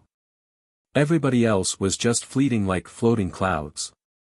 Lu Ruohua bowed her head with respect before his majesty, but her hands were clenched into a fist. Yes, there was no mistake. This gloomy, cold, indifferent person was like Azura, that seemed to come straight out of the center of hell. He was definitely His Highness Prince Jean. But, how could he? Nangong Liuyun's words were extremely harsh, and most normal women would have already been crying and sent fleeing by now, but Lu Ruohua was different. She already knew about Nangong Liuyun's cold and callousness, so even if Nangong Liuyun's words were extremely offensive, she still would not budge. Su Luo looked at Lu Ruohua in a calm composed manner. A thread of admiration flashed across her eyes. She never thought that a person's face could be so thick-skinned. No matter what happened to her, she could not be driven away. At the same time, she was also a little curious, to what degree of outstanding had Nangong Luyun reached, in order to make this young lady so persistent. Are you full yet? Nangong Luyun's voice sounded similar to nature, like the babbling of running water that warms the heart. Not yet. In fact Su Luo could not eat anymore. But in order to watch this spectacular show, she pretended that she still wasn't full yet. How could Nangong Luyun not know what she was thinking about? His distinctly jointed slim hand stroked toward her nose like fine jade. He gave a spoiled and indulgent smile. If you can't eat more, then don't force yourself. If you want to watch the play, then this king will order them to perform it for you to watch, no need. Su Luo gave a simple refusal. With one shove, she pushed Nangong Luyun away from being so close to her. Lu Ruohua was dazzled by his smile. She could never have imagined that the ice-cold cruel Highness Prince Jean could laugh. Nor could she believe that his laugh would be so tender-hearted that there would even be a hint of fawning feeling. But that damn woman dared to reject him. She had even pushed His Royal Highness away. Oh heavens! At $. Was she really this ignorant, or had this world just gone mad? To think there would exist a woman who would want to push His Royal Highness, Prince Jean away. Was she retarded? At this moment, Lu Ruohua was about to collapse from jealousy. Her eyes earlier were pure and bright. But now it was glowing red from jealousy and laced with a bloodthirsty killing intent. She murderously glared at Su Luo, whom she wished she could hack into itty-bitty pieces. Su Luo hardly took it lying down and welcomed her murderous stare. Her mouth hooked into a distinctly cold arc, like indescribably brilliant fireworks that faded into misty nothingness. Su Luo's eyebrows declined slightly, cynically staring back at Lu Ruohua as if to taunt her. Lu Ruohua, aren't you very capable? Didn't you rely on the fact that you are this country's prime minister's daughter, and together with Su Shi, treat the past Su Luo as a dog? What about now? You must be very jealous, right? Going mad, huh? Really want to kill someone, eh? Lu Ruohua bit her lower lip, stressing each syllable. She asked furiously, who are you? Su Luo shrugged, like Nangong Luyun, she aired an identical attitude of disregard. Lu Ruohua rushed forwards. She grabbed Su Luo's hands and looked at her wrist.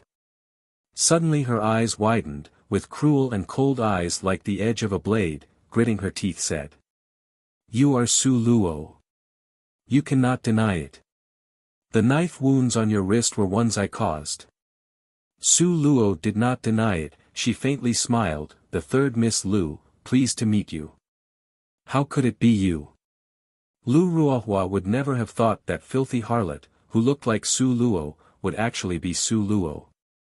Recalling earlier how His Highness, Prince Jin was eagerly attentive while trying to curry her favor, this made Lu Ruohua almost crumble on the spot.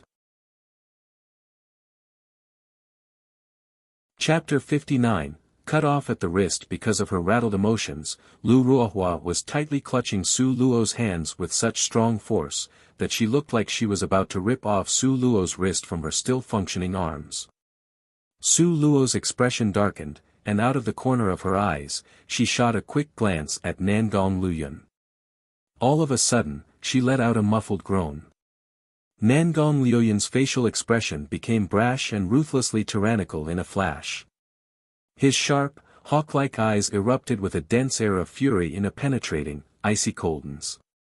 If one were to look at him in that instant, they would not be able to tell what he did but would only see the overbearing shadow of his sleeves as they flew past. As for afterward, well, there really weren't any afterwards. Because at this time, Lu Ruohua was already gone from this private room on the second floor. The only thing anyone could see was her meager, thin body, similar to a feathered arrow being shot, jettisoned towards the first-floor lobby. She crashed hard and tumbled in excess to the ground, diving face first from the sky. All four of her limbs were tangled together, as she almost passed out from the pain. It was not known if Nangong Luoyun intentionally did it. But when each and every one of Lu Ruohua's school companions attempted to perform a mid-air interception, with both of their hands extended, not a single one of them was able to catch her. Moreover, at the time that Lu Ruohua was hurled down, she, by chance, landed on top of young Master Zhao's corpse. She opened her eyes and met eye to eye with young Master Zhao's wide, open eyes that were full of grievance and a sinisterly twisted expression. Ah! Lu Ruohua was so frightened that she shrieked. Her entire persons jumped up, forgetting about her foot, which was engulfed in fresh blood, delayed her from being freed from its viscous and stickiness. So it came to pass that the sole of the unfortunate Lu Ruohua's foot kept on slipping. Once again, having awful luck, she fell to the ground. At the time she was falling down, a long double-edged sword just happened to be standing there, at her side. Presently, her whole body, face, and hair were covered entirely with blood, filthy and with a putrid odor that made people very unwilling to be near her. Ruohua, are you okay? Are you hurt? 3 to 4 young men immediately rushed forth and surrounded Lu Ruohua in a group, like the stars that cup themselves around the moon. Each and every one of them was nervously twitchy. My hand hurts so much. Lu Ruohua was in so much pain that her face blanched pure white, as she was almost about to pass out. Heavens, the hand! When Lu Ruohua's good friend, Li Wan, saw her hand, both of his own hands covered his mouth and nose. His eyes were completely filled with shock. Currently, Lu Ruohua's right hand was severed off at the base of the wrist, and fresh blood continuously gushed out of the wound. It was extremely frightening to look at. Su Luo's beautiful eyes were serene and deep. A trace of bemusement flashed across her pupils. With a smile that was not quite a smile, she glanced at Nangong Luoyun. Oh! How terribly cruel, neatly severed at the wrist. This way, isn't it too extreme for not having any tender, protective feelings for the fairer sex? Despite her comments, Nangong Luoyun's sophisticated scheme were much deeper than he let on. When he had thrown Lu Ruohua down from the second floor, without exception, all of the subsequent reactions were within his calculations. Including when she had sprung up from being frightened, fell, and had her own right wrist fail toward the cold double-edged sword. Every single step was all superlatively accurate, and it was practically calculated without a flaw. This kind of Nangong Luoyun was, no doubt, supremely terrifying. To choose him as an enemy was the most stupid decision one could make. A secret trace of concern flashed from the bottom of Su Luo's heart. If he sincerely must have her, then how should she deal with it? Simple, kind-hearted, good girls should not take joy in other people's misfortune. Nangong Liuyun's fine white fingers gently stroked her right wrist. A trace of pity flashed through his eyes, and his devilishly charming voice sounded downcast. Does it still hurt? His deep eyes were only fixed upon her.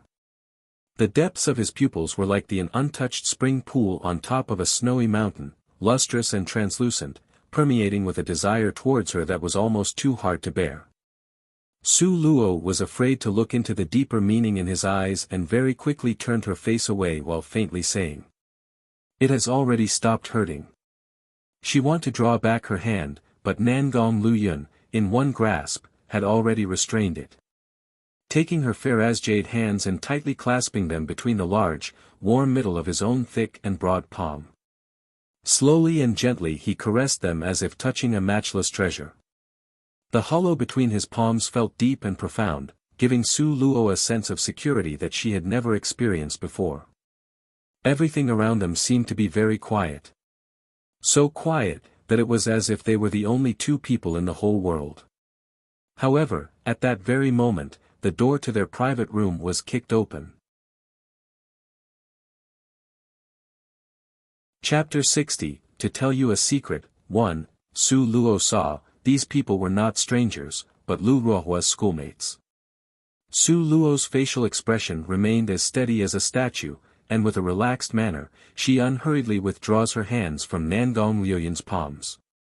She looked nonchalantly towards Nangong Luyun only to be met with his dark, unwelcoming expression. "Who wounded Ruohua? Quickly get your ass out here," Lu Weiming loudly shouted. However, when he saw Nangong Luyun, his throat suddenly seized up as if being choked by someone.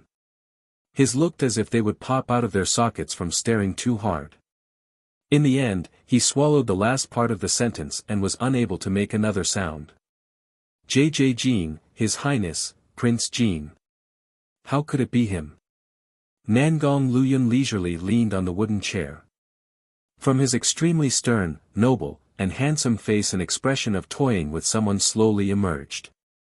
A nefarious and demonically alluring smile appeared as his gaze became dense and overcast with ice that could penetrate into the very bone marrow of the people who saw it. This king caused the injuries. What about it?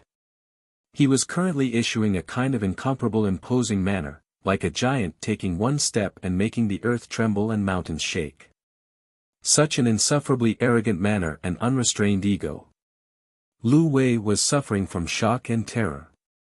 He had never thought that he would actually encounter His Highness Prince Jean here. Moreover, just a moment ago he had gone so far as to loudly insult His Highness. He was really, truly damned. As he considered all these factors, his forehead became covered with sweat, flowing down drop by drop. His face was so ashen white that it was frightening to behold. Nangong Luyun looked disdainfully out of the corner of his eyes, his gaze shone with cold electric light. Anything else? At this very moment, he seemed like a giant with a head that carried the sky and feet on the ground.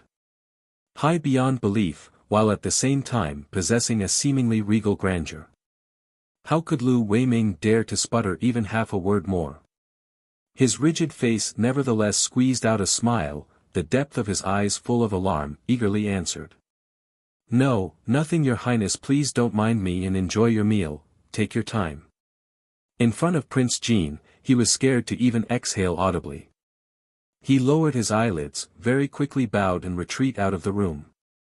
He also very mindfully closed the door after himself. Behind him there were people who did not recognize Prince Jean. They still hot-bloodedly wanted to rush in but were restrained by Lu Weiming's firm death grip. Because Lu Weiming quite clearly understood, if the action was taken by Prince Jean, then he was afraid that Lu Ruohua's wrist was severed in vain. Even if her own father personally sought out redress, he would also return without success. Besides, having offended His Highness Prince Jean but to only lose one arm. That should be considered getting off lightly, no. Lu Ruohua had no other choice than to take this as a lesson in demanding too much good fortune for oneself. Out of all the people she could have offended, against all expectations. Who told her to go and rile up the living version of the Hell King, Yama, His Highness Prince Jin? Seeing Lu Weiming straightaway retreat out with deference, Su Luo was somewhat surprised. She knows that Prince Jin's reputation was quite great. It had even, at some times, appeared to be quite scary. However, she could never have believed that he would actually be terrifying to such a degree. The other side had their wrist chopped off and was so afraid that they couldn't even breathe heavily, so where would they find the courage to dare to demand justice? Was Nangong Liuyan's reputation always this frightful? Su Luo, with one hand supporting her bright and cleanly tapered chin, curiously looked at Nangong Liuyan from top to bottom. She carefully took his measure, as if it was the first time that she meet him. You want to look at me that much? Want a more in-depth look? Nangong Liuyan laugh was really infuriating. He pulled Su Luo's hand to touch inside the cloth covering his chest. No, it was the exact same. Not even a tiny bit terrifying. Su Luo subconsciously shook her head. Are you shocked? Said Nangong Liuyan as he ruminatively rubbed her head. He knew what she was thinking about. His tender and gentle side was only displayed in front of her, so how could she ever possibly imagine his savage side in front of others? In the end, which side your his real self? Su Luo's face held a quiet, content, and untroubled smiling expression, like the dewy pear blossom, refreshingly clean and alluringly beautiful. Which side do you like? Nangong's thin, pink lips, with acquisitive demeanor raised somewhat slightly. A serious expression flashed past the depths of his eyes, so fast that normal men and women wouldn't have been able to catch it. This question was very difficult to answer. Regardless of which side you picked to answer, both included the word like. Nangong Liuyan, this cunning old fox, would be so bold as to use innocent words as a trap for her to jump into. Chapter 61, To Tell You a Secret. 2. Su Luo's pair of eyes were like water, but her speech held icy coldness. It seemed as if she could see through everything. As she gazed at the sky outside of the window, she smiled faintly. I don't know, but I do know that I like myself the most. Girl, I also like you the most too. Nangong Liuyan's phoenix-like eyes narrowed slightly. His eyes resembled clear ocean water on their surface, but a half-smile seemed filled with half-truths like the murky depths below. Then wouldn't you be suffering a huge loss? Su Luo's words secretly held a double meaning. This king never invests in a losing business. Nangong Liuyan smiled like a sly fox that had been cultivating for a millennium. Phoenix eyes narrowed again, and his entire person gave off an indolent impression. Don't believe me? How about we make a bet then? Not betting. It certainly would be another case of the winner is king and the loser warms the bed. Su Luo was not going to play the fool again. Just then, a fit of noisy quarreling could be heard coming from the first-floor lobby. Numerous soldiers had encircled the entire restaurant and formed a densely packed, impenetrable formation such that not even a fly could escape. After the senior provincial official Zhao found out the news about his son's death, his entire body almost collapsed. He secured a pike to his back, then straddling the back of a horse, he sped over to the restaurant at a whirlwind speed. Just when Lu Weiming and his companions were discussing when they should take their leave, the troops official Zhao brought just happened to conveniently arrive to detain them at the door. Both sides were at a standoff, as neither was willing to yield. Lu Ruohua carried the weight of young Master Zhao's murder such that even her death could not wipe out the crimes. Official Zhao's heart was already set on getting revenge for his son. He obstinately clung to one course of action. Today he must fetch Lu Ruohua's head which sat on top of her neck. Even the fact that her father was the prime minister could not change official Zhao's original intentions. But how could Lu Weiming and his companions agree to this? Each and every one of them was from one of the large and influential families of the imperial court. The elders' governmental positions of every one of their families, when presented, were all higher than official Zhao's. Thus, both sides started to battle it out. Official Zhao could not be compared to his useless, spineless coward of a son. He was after all a formidable fifth-ranked martial artist. Just one masterful feint from his lance would be very difficult for even a few people to withstand. In the end, because of this domineering strength, Lu Ruohua's party finished having suffered a crushing defeat. Official Zhao's long pike rested on top of Lu Ruohua's shoulder, as its sharp tip murderously glittered like frost and snow.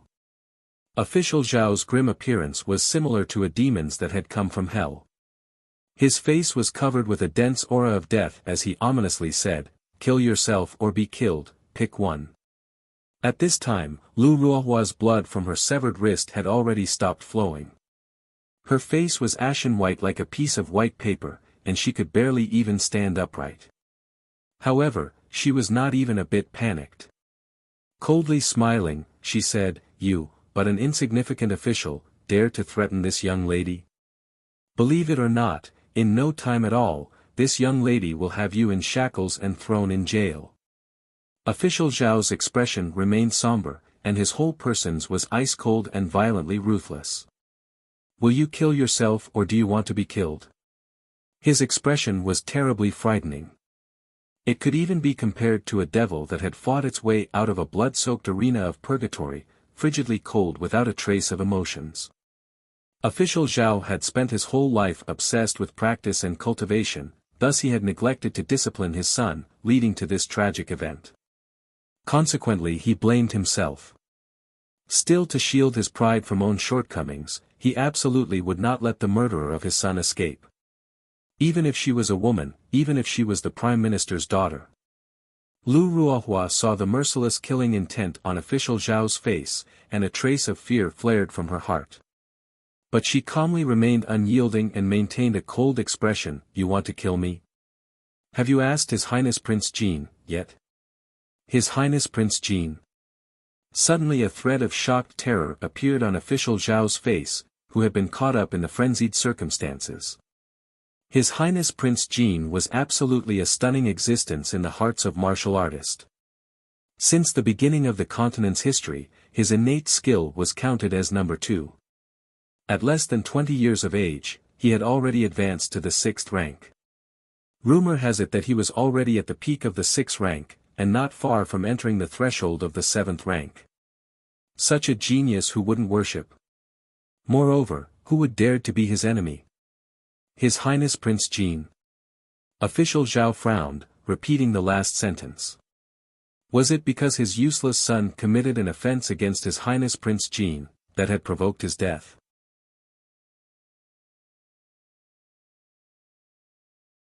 Chapter 62, To Tell You a Secret, 3, Exactly, His Highness Prince Jin. For the time being Lu Ruohua could not worry much more about this lie anymore. She spoke calmly. "We and Prince Jin were both going to the Sunset Mountain Range. He is currently upstairs. If you don't believe me, you can go and check yourself." It seemed there were times when even Lu Ruohua could use her brains. If you examined each individual word she had said, you would find that every one of them had been true. But if put together it would create nothing short of a suspicious misunderstanding by implying that His Highness Prince Jin and her group were traveling together as part of the same party. Lu Ruohua only wanted to take advantage of Prince Jin's tiger skin, so official Zhao would have no other option than to relinquish his enmity and let her go. This could only work, because she understood clearly what His Highness Prince Jin's status was in the hearts and minds of martial artists. Sure enough, official Zhao's expression appeared to loosen a tiny bit. Lu Ruohua's gaze darted towards the tightly closed window, and doors on the 2nd floor. She persisted in her deception. "If you were to kill me, His Highness Prince Jin would never let you get away with it. You don't get it? My father and His Majesty the Emperor already have a secret mutual understanding. Before too long I will be Prince Jin's imperial concubine. Hump, you dare to kill me." Once these words were spoken, everyone was in an uproar. There was a multitude of people standing in a circle watching. Each and every one of them started to frown. They certainly did not wish for His Highness Prince Jean to take such a brain-dead, bossy, handicapped with a severed hand woman as wife. Official Zhao's wrinkled brows became even more tight. The pike resting upon Lu Ruoheo's neck was trembling slightly. Su Luo was lazily reclining on the chair. A pair of clear and bright eyes were fixed on Nangong Luyun. The tip of her eyebrows rose slightly in a provoking manner. She somewhat tauntingly said, "Yo, Your Highness Prince Jean. It's Your Highness's turn to be the hero and rescue the beauty now. Why isn't Your Highness quickly rushing down to save your future princess? If you don't go now, the beauty's head will surely only be able to reside away from her body." But Nangong Luyun only pulled Su Luo into his embrace, as the corner of his mouth lifted into a devious arc. A blazing hot breath puffed near her ears. "What is wrong? Are you feeling jealous because of this king? I, Su Luo, eat sweets, eat salt, but never do I drink vinegar." Su Luo's expression was like a smile but not a smile. Her meaningful glance was just as it had been before, matchless, beautiful and indifferent. "Could it be Your Highness Prince Jean really won't go?" "Go, how could this king not go?" Nangong Luyun tugged Su Luo up from her seat. "If this king did not go now, the future princess of this king will get angry." Su Luo was walking by Nangong Luyun's side but could not see his expression. At this moment Nangong Luyun's thin lips were narrowed in a cold, demonic manner. A pair of beautiful eyes that were both compellingly pretty and flirtatious seemed to release an intense and harsh killing intent. Two people, one on the left and another on the right, leisurely took the staircase down. The entrance to the staircase was originally crowded full of people. But at this time the people automatically made a path for them. Nangong Luyun acted as if they were alone, all the while guiding Su Luo along. Step by step treading on the wooden staircase, his bearing was relaxed and carefree. The crowd was watching on either side, but in the eyes of Nangong Luyun and Su Luo, they were nothing but single heads of Chinese cabbages. "Your Highness Prince Jean." Lu Ruohua saw Prince Jean coming down, and a complex expression darted across her eyes. It was not just a look of being pleasantly surprised. It was also filled with expectancy, apprehension, and every flavor of uneasy emotions. But her final expression was very firm. It was because she did not lie, and her father definitely had said this exact sentence before, that she was betrothed to His Highness Prince Jean. Furthermore, His Majesty the Emperor seemed to have given his consent by nodding. Official Zhao watched as His Highness Prince Jean step by step walked down. Although he had never seen him with his own eyes, but he was definitely certain. The outstanding youth in front of his eyes was absolutely the legendary rumored Prince Jean. Presently His Highness Prince Jean was just like a dragon that had hidden away inside the abyss. His usually hid away so deep there was not a chance of him being seen. But once he showed himself, he certainly would startle the heavens and move the earth. Official Zhao frown tightened even more. He must avenge the death of his only son, but also does not want to offend His Highness Prince Jean. Is His Highness Prince Jean here to urge peace? Official Zhao's expression was cold. His gaze, like electricity, was unwaveringly fixed on Nangong Luyun. This king has no other meaning. Nangong Luyun smilingly said. However, open your eyes wide and look clearly. The person here is this king's future princess, so develop your brain and don't believe what anyone says. You didn't even know that you had just been swindled. Chapter 63, To tell you a secret, for, once Nangong Luyun had spoken those words, everyone once again was in an uproar. This was especially true for official Zhao's appearance, as it seemed to have loosened. However, his sentences was indeed really unerring. All of a sudden it was as if it had pushed Lu Ruohua into the abyss of hell. Your Highness Prince Jean. Lu Ruohua was so anxious that her tears flowed like a river. Your Highness, you can't do this, please, Your Highness can't. I beseech Your Highness to save Ruohua, I beseech Your Highness. Only Prince Jean could save her now, but it was quite obvious that His Highness Prince Jean had never ever shown any benevolence. In fact, it was because of this that he was widely known as being ice-cold and cruel. Nangong Liuyan's pair of eyes seemed to be embedded with a thin layer of frost. His lightly colored lips evoked a disingenuous, demonic smile.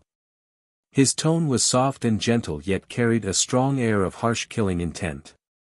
In the future, you shouldn't run your mouth so as to confuse other people with your lies. Otherwise this king's future princess will be very unhappy, then the consequences will really be quite severe. Su Luo rolled her eyes toward the sky. This man. Would it kill him for once if he did not try to take advantage of her? Lu Ruohua nevertheless at once apparently understood something critical. She abruptly kneeled down and vigorously kowtowed in front of Su Luo. The Honorable Fourth Miss Su, Su Luo. Before, it was me whose actions were inexcusable to you. I now kowtow to you and I implore you to please save me. I beg you. She was a daughter from the Prime Minister's stately residence, a person who had always been in the heart of thousands, no tens of thousands of peoples. How could she have ever been subjected to such insults? This was indeed a tiger fallen out of the grasslands and being taken for a fool by a dog. Once she returns to the imperial capital, at that time she will never let these people get away with this humiliation.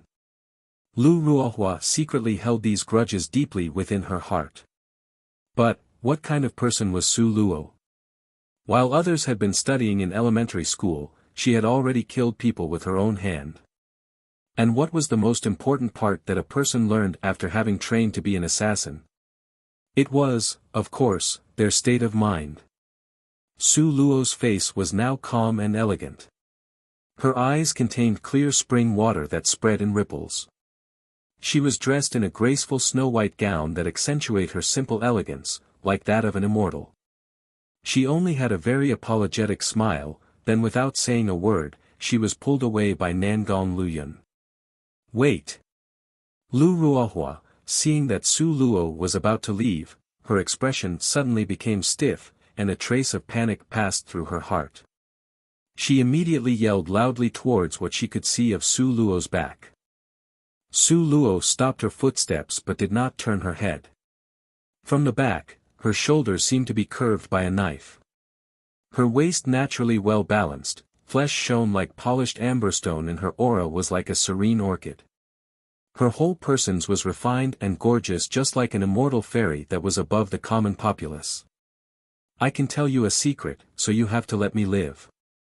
Lu Ruohua's tone suddenly became lofty and arrogant, once again. No need, Su Luo faintly smiled, then, once again, she slowly strode away. W8. It's related to your personal background. Lu Ruohua coldly smiled. Don't tell me you are not interested in knowing your own background. Do you really think that the Su general is really your true, biological father? Do you really feel that the Su family really are your roots? Let me tell you the truth, because it's not. Su Luo's beautiful eyes were completely neutral and pure. Her pink lips hooked into a minute sneer. In her previous life and this life, the thing that she loathed the most was being blackmailed. Thank you for bringing this to my attention. However, even if you die, the people of the Su family are not dead. I will naturally go and ask them. Su Luo's facial expression remained motionless, but a trace of suspicion blazed through her heart. Bah! In this world, outside of me, nobody will tell you. The Su family, the people in the Su family simply do not know. Lu Ruohua's expression was full of confidence and certainty. Su Luo frowned slightly. She recalled the original owner of her body's bitter experience in Su Manor. That was basically an inhuman way to live. Su Wan had also been given birth by a concubine, and her talent was also very poor, but her treatment compared to Su Luo's were completely opposite. Could it be, that there had been some other reason in the universe that was related to her background? Nangong Liuyan, step by step, walked toward Lu Ruohua. His star-like eyes overflowed with treacherous cunningness and grim radiance, so frigidly cold that the area around them reached sub-zero temperatures. Okay, his alluring red lips curved up into a cold expression full of demonic insincerity, ice-cold and heartless. Now you can say it. Nobody knew what Lu Ruohua whispered close to Nangong Liuyun's ears, because Nangong Liuyun's expression from start to finish was indifferent and ice-cold. Only Su Luo caught a spark of shock within his eyes that quickly died. Chapter 64, Sunset Mountain Range, 1. The Sunset Mountain Range was extremely vast, with mountains that extend forever into the distance. Ancient trees reaching high into the sky, and all kinds of rare birds, animals and exotic beasts, that, at any given time, were being born or dying. The mountain ranges covered an area the size of a province. Close to the deepest part of the mountains near its center, there were also countless varieties of precious and rare medicinal herbs. All magical beasts were aware of their territories. The more powerful a magical beast was, the closer their lair and territory would be to the center of the mountain ranges. Thus, very few people could get close to the center. Because this went on for tens of thousands of years, it allowed the numerous rare and precious medicinal herbs to accumulate.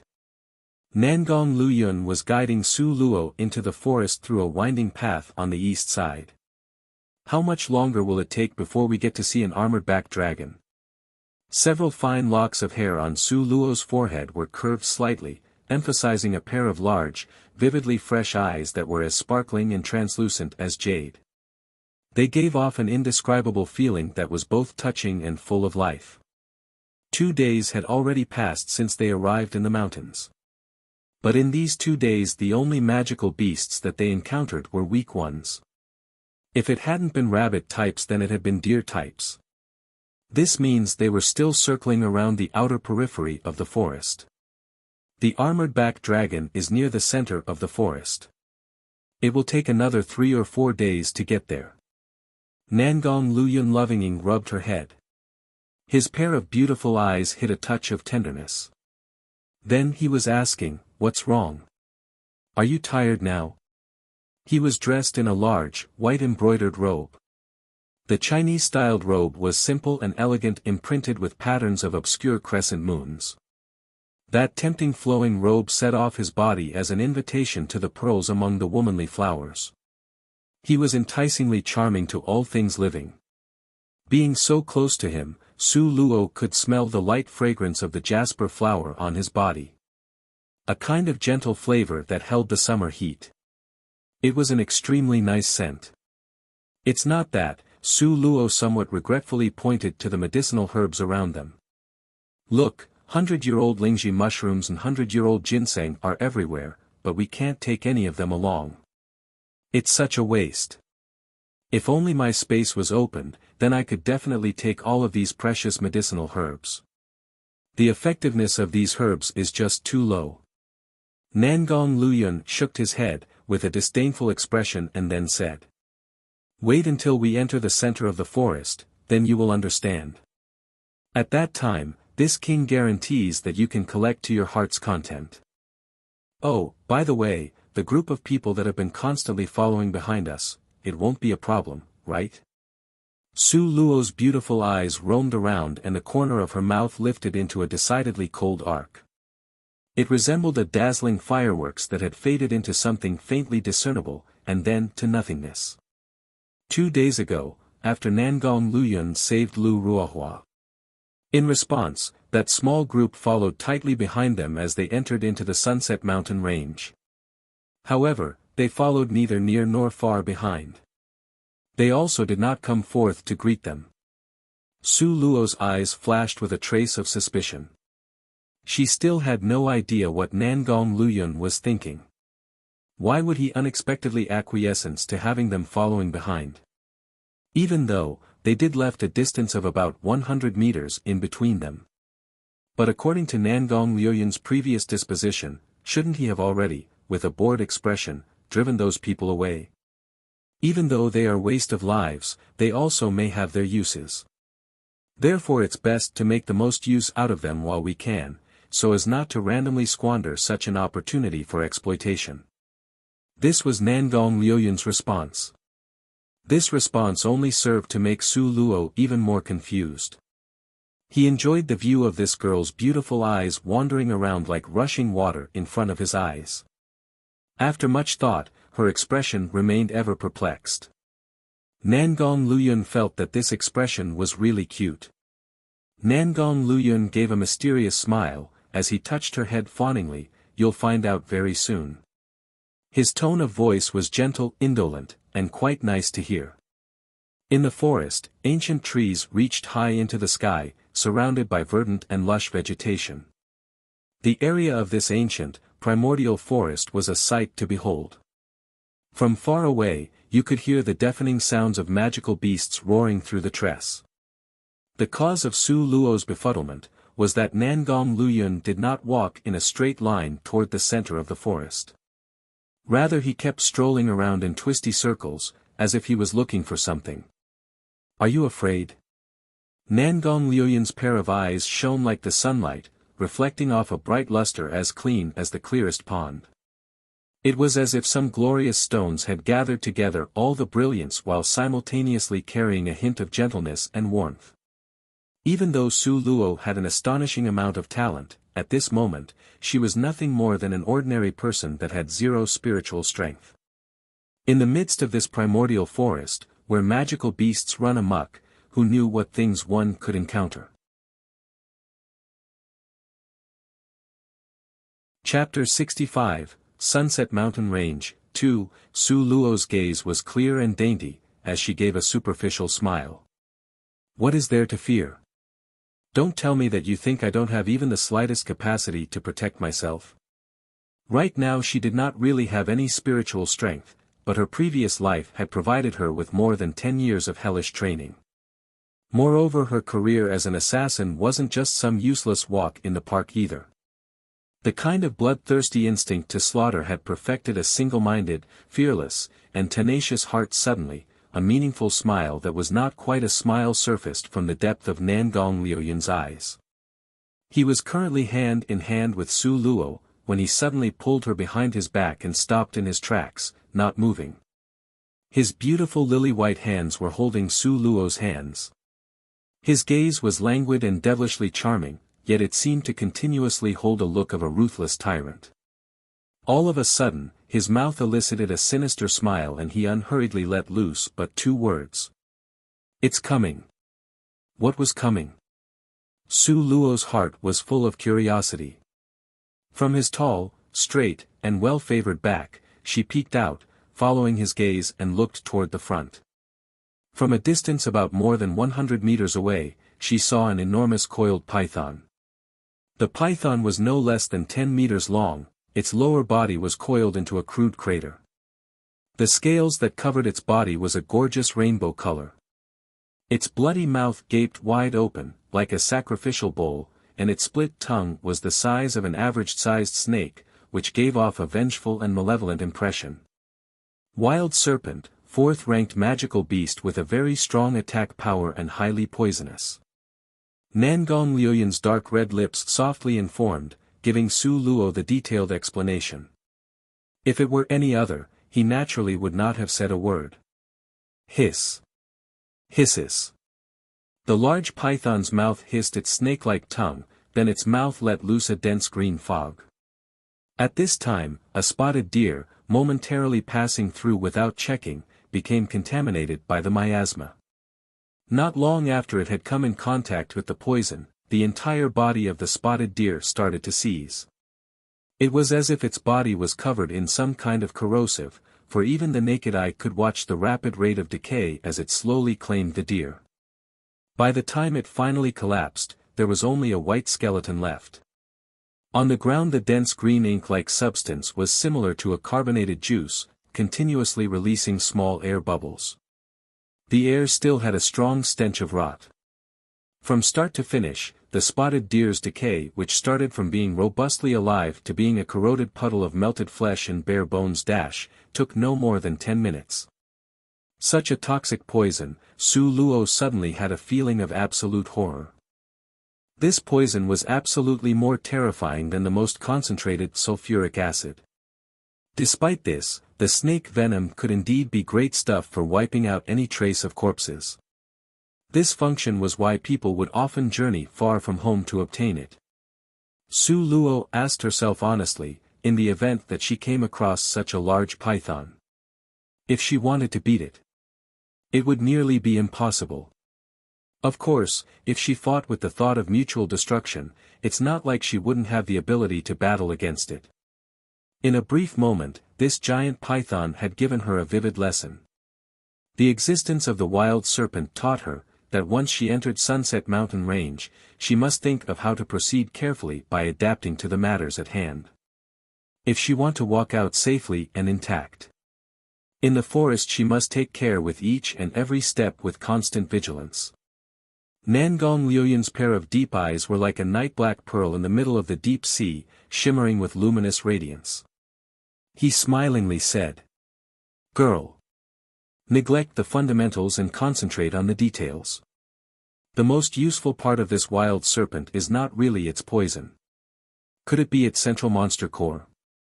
Isn't it said that a snake's inner core can solve the riddle of hundreds of poisons?" Nangong Liuyan's dark red lips curved up into a mysterious smile. His eyes were overflowing with brilliant lights and vibrant colors. "Very soon you will know. The person who loved to keep people on tenterhooks the most was him." Su Luo somewhat frustratedly pouted her red lips. Before, what Lu Ruohua told him regarding her background, he had unexpectedly kept it a tightly held secret. He wouldn't even reveal even half a sentence to her. At this moment, the wild serpent had already discovered their presence. Its mouth, splitting out a snake-like tongue, slithered and crawled toward them, with fangs bared, giving off a sinister appearance. However, what astounded Su Luo the most, it had unexpectedly completely ignored her and Nangong Liuyan. It directly passed them and moved towards their rear. This in turn made Su Luo, who had been looking forward to Nangong Liuyan battling it out with the wild serpent, somewhat disappointed. Chapter 66, Sunset Mountain Range, 3, that was the place where Lu Ruohua's team was standing. But why? Could it be that the wild serpent knew that Lu Ruohua had a very black heart? But when discussing black hearts, whose could be more sinister than Nangong Liuyan's? Nangong Liuyan's eyes were as clear, bright and dazzling as cut diamonds. Their appearance was extremely good at hypnotizing people's wills with an unusually violent, ruthless, and tyrannical power. He patted Su Luo's head, and a sly nefarious smile started to form from the depth of his eyes. "Obediently watch the play. It will be absolutely marvelous, and this king guarantees that satisfied." "Really? Then I must watch carefully." Su Luo crossed both of her arms over her chest. Calmly and at ease, she leaned on one side of Nangong Liuyan's body with a pondering smile in her eyes. When Lu Ruohua and her team saw the wild serpent, an expression of wild ecstasy flashed across their eyes. The reason they had come to Sunset Mountain Range had been to collect items, and one of their tasks was the acquisition of a wild serpent's monster core. Consequently, before they had entered Sunset Mountain Range, they spent a large sum of money to buy some crimson-hearted flower. Nothing was better than the crimson-hearted flowers to attract wild serpents. What they don't know was that this was the reason why Nangong Liuyan had allowed them to continuously follow him. Because Nangong Liuyan knew that if only relying on his own luck, he may not have good enough luck to bump into a wild serpent. But since Lu Ruohua's group brought with them the crimson-hearted flowers, the chances that they would encounter one were near definite. Wild serpent's inner core could neutralize hundreds of poisons, especially the miasma in the air around the forest. Therefore Nangong Liuyan must prepare this item for Su Luo. Lu Ruohua's team had a total of 6 people, 2 women and 4 men. Their cultivations levels was around the 2nd to 3rd ranks. The 6 of them together attacked the wild serpent. In a matter of moments, water arrows, fireballs, wind blades, countless attacks were concentrated on the wild serpent's body. The wild serpent spit out its venom, and a dense, dark green fog saturated the air in all directions. These bursts of loathsome noxious gas spread towards them. Its speed wasn't really that fast, but its face appeared to emit a malevolent smile, giving off a calm and composed serpent's hiss. Both sides' strength were seemingly comparable. Thus, they fought each other for a long time without success. No one side could prevail over the other, so for the moment, it was extremely difficult to determine the victors and the defeated. Suddenly under the sunlight, the flowery crown of top of the wild serpent started to shine and flicker. The multicolored rays of light it seemed to flash, were as bright as the moon and would bring anyone an absolutely horrifying feeling of alarm and panic. "Not good," loudly shouted Lu Weiming with an ashen face. "This wild serpent is about to have a breakthrough. Everyone, quickly increase your efforts to kill it. We can't wait until it have advanced to the 5th rank, otherwise the only road left for us is death." The wild serpent was very vengeful, so if you attacked it and didn't kill it, it would always give chase after you until it had finally killed you. When comparing the strength of a 5th-ranked versus a 4th-ranked wild serpent, the difference was like heaven and earth, a distance that was just too huge. A 4th-ranked wild serpent they could still fight. However, once the 5th rank was reached, they would only be tyrannized. But, his discovery was a step too late. The entire body of the wild serpent was shrouded by golden rays of light, and the dark green fog continued to fill the air in all directions. Once again, a loathsome stench of poison floated around the forest in disarray. In an instant, the flowery crown on its head seemed to transform into a jade horn. The jade horn was exceptionally dazzling, and, under the sunlight, it glistened so much that it lit up its surroundings. It existed as a continuous flow of brilliance like an infinite number of lightning strikes. Heavens! This wild serpent actually knows lightning magic. Lu Weiming's face became pale. He felt like he was about to go mad. The lightning system's attack and firepower was the strongest among all the elements, and it was also very rare. Also among magical beasts the cultivation of the lightning element was even more rare. Who would have known? One of their tasked items would be a freak of nature of such an extent. Hiss. Hiss. The jade horn on the wild serpent's head flashed with brilliant rays of light with traces of thunder and lightning. Lu Weiming shouted loudly, "Retreat! Quickly retreat!" However, it was already too late. They could only watch as the jade horn on the head of the wild serpent's strong firepower, pointed at its target and instantly struck home. Chapter 67, Sunset Mountain Range, 4, at the locations where the jade horn pointed to, brilliant, snake-shaped seeds would shoot towards there with astonishing quick speed. At this time, its jade horn was like machine gun. Bing! Bing! Bing! Sprayed the bullets. Sparks flew and dragon snakes danced in the air. The battlefield situation was extremely fierce. Lu Weiming was the first one to be hit and could only see him momentarily stunned. His entire body was as rigid as steel, his hair was charred black and standing straight up. He was truly a very sorry figure at the moment. The second person to be hit was none other than Lu Ruohua. Because she had been wounded before, the marks of blood on her body were still not dried yet. Thus the wild serpent's attention was even more attracted to her. Very quickly this team was being taken advantage of by the wild serpent. The wild serpent was not in a hurry to kill off this team. It laughed malevolently, as its remote and icy cold expression locked on to them. Its eyes was so eerie that they penetrated into the depths of their souls. A pair of icy eyes glared at this team, making every one of them absolutely horrified. They were shivering in terror, and their hearts were extremely panicked. Team leader. Quickly think of an idea. Team leader, save us. At this moment, almost all of them were urging Lu Weiming to act. After all, he had spoken with His Highness Prince Jean.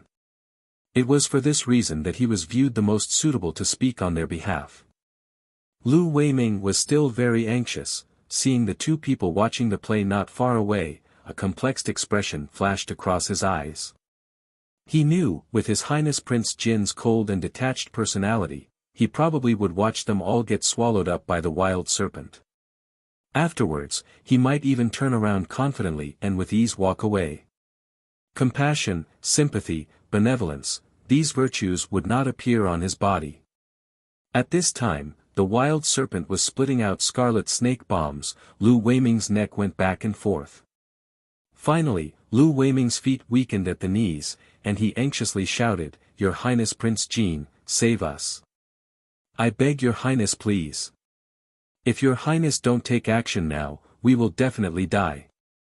Nangong Luyun languishingly reclined against an ancient tree.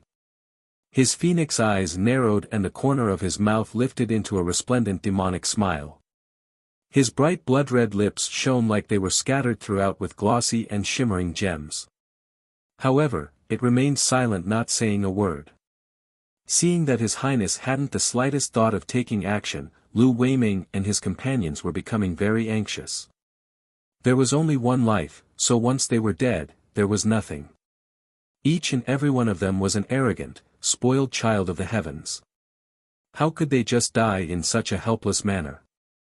One after another, each and every one of them shouted for help towards Nangong Luyun. Ah! Suddenly a desperate cry bursted out from among the crowd. As it turned out, it was from a youngster among the team. His entire right leg had been swallowed by the wild serpent in one bite. Immediately his leftover half of leg's blood rushed forth like spring water. It was so painful that he was rolling around on the ground. Furthermore, the tooth of a wild serpent contained highly toxic poison.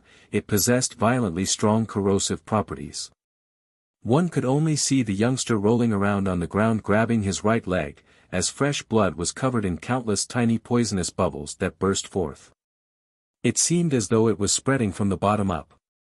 His entire body was in pain from the corrosion. It ought to be more painful than lingering at death's door from receiving a thousand's cut, or at least not far behind. As this youngster rolled around on the ground, he let loose another terrifying screaming.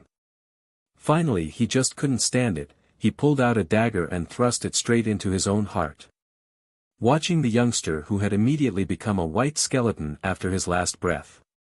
Then recalling how just moments ago he had been so vividly alive among them, Lu Weiming and company momentarily had a sense of sympathy for their like-minded comrades in distress.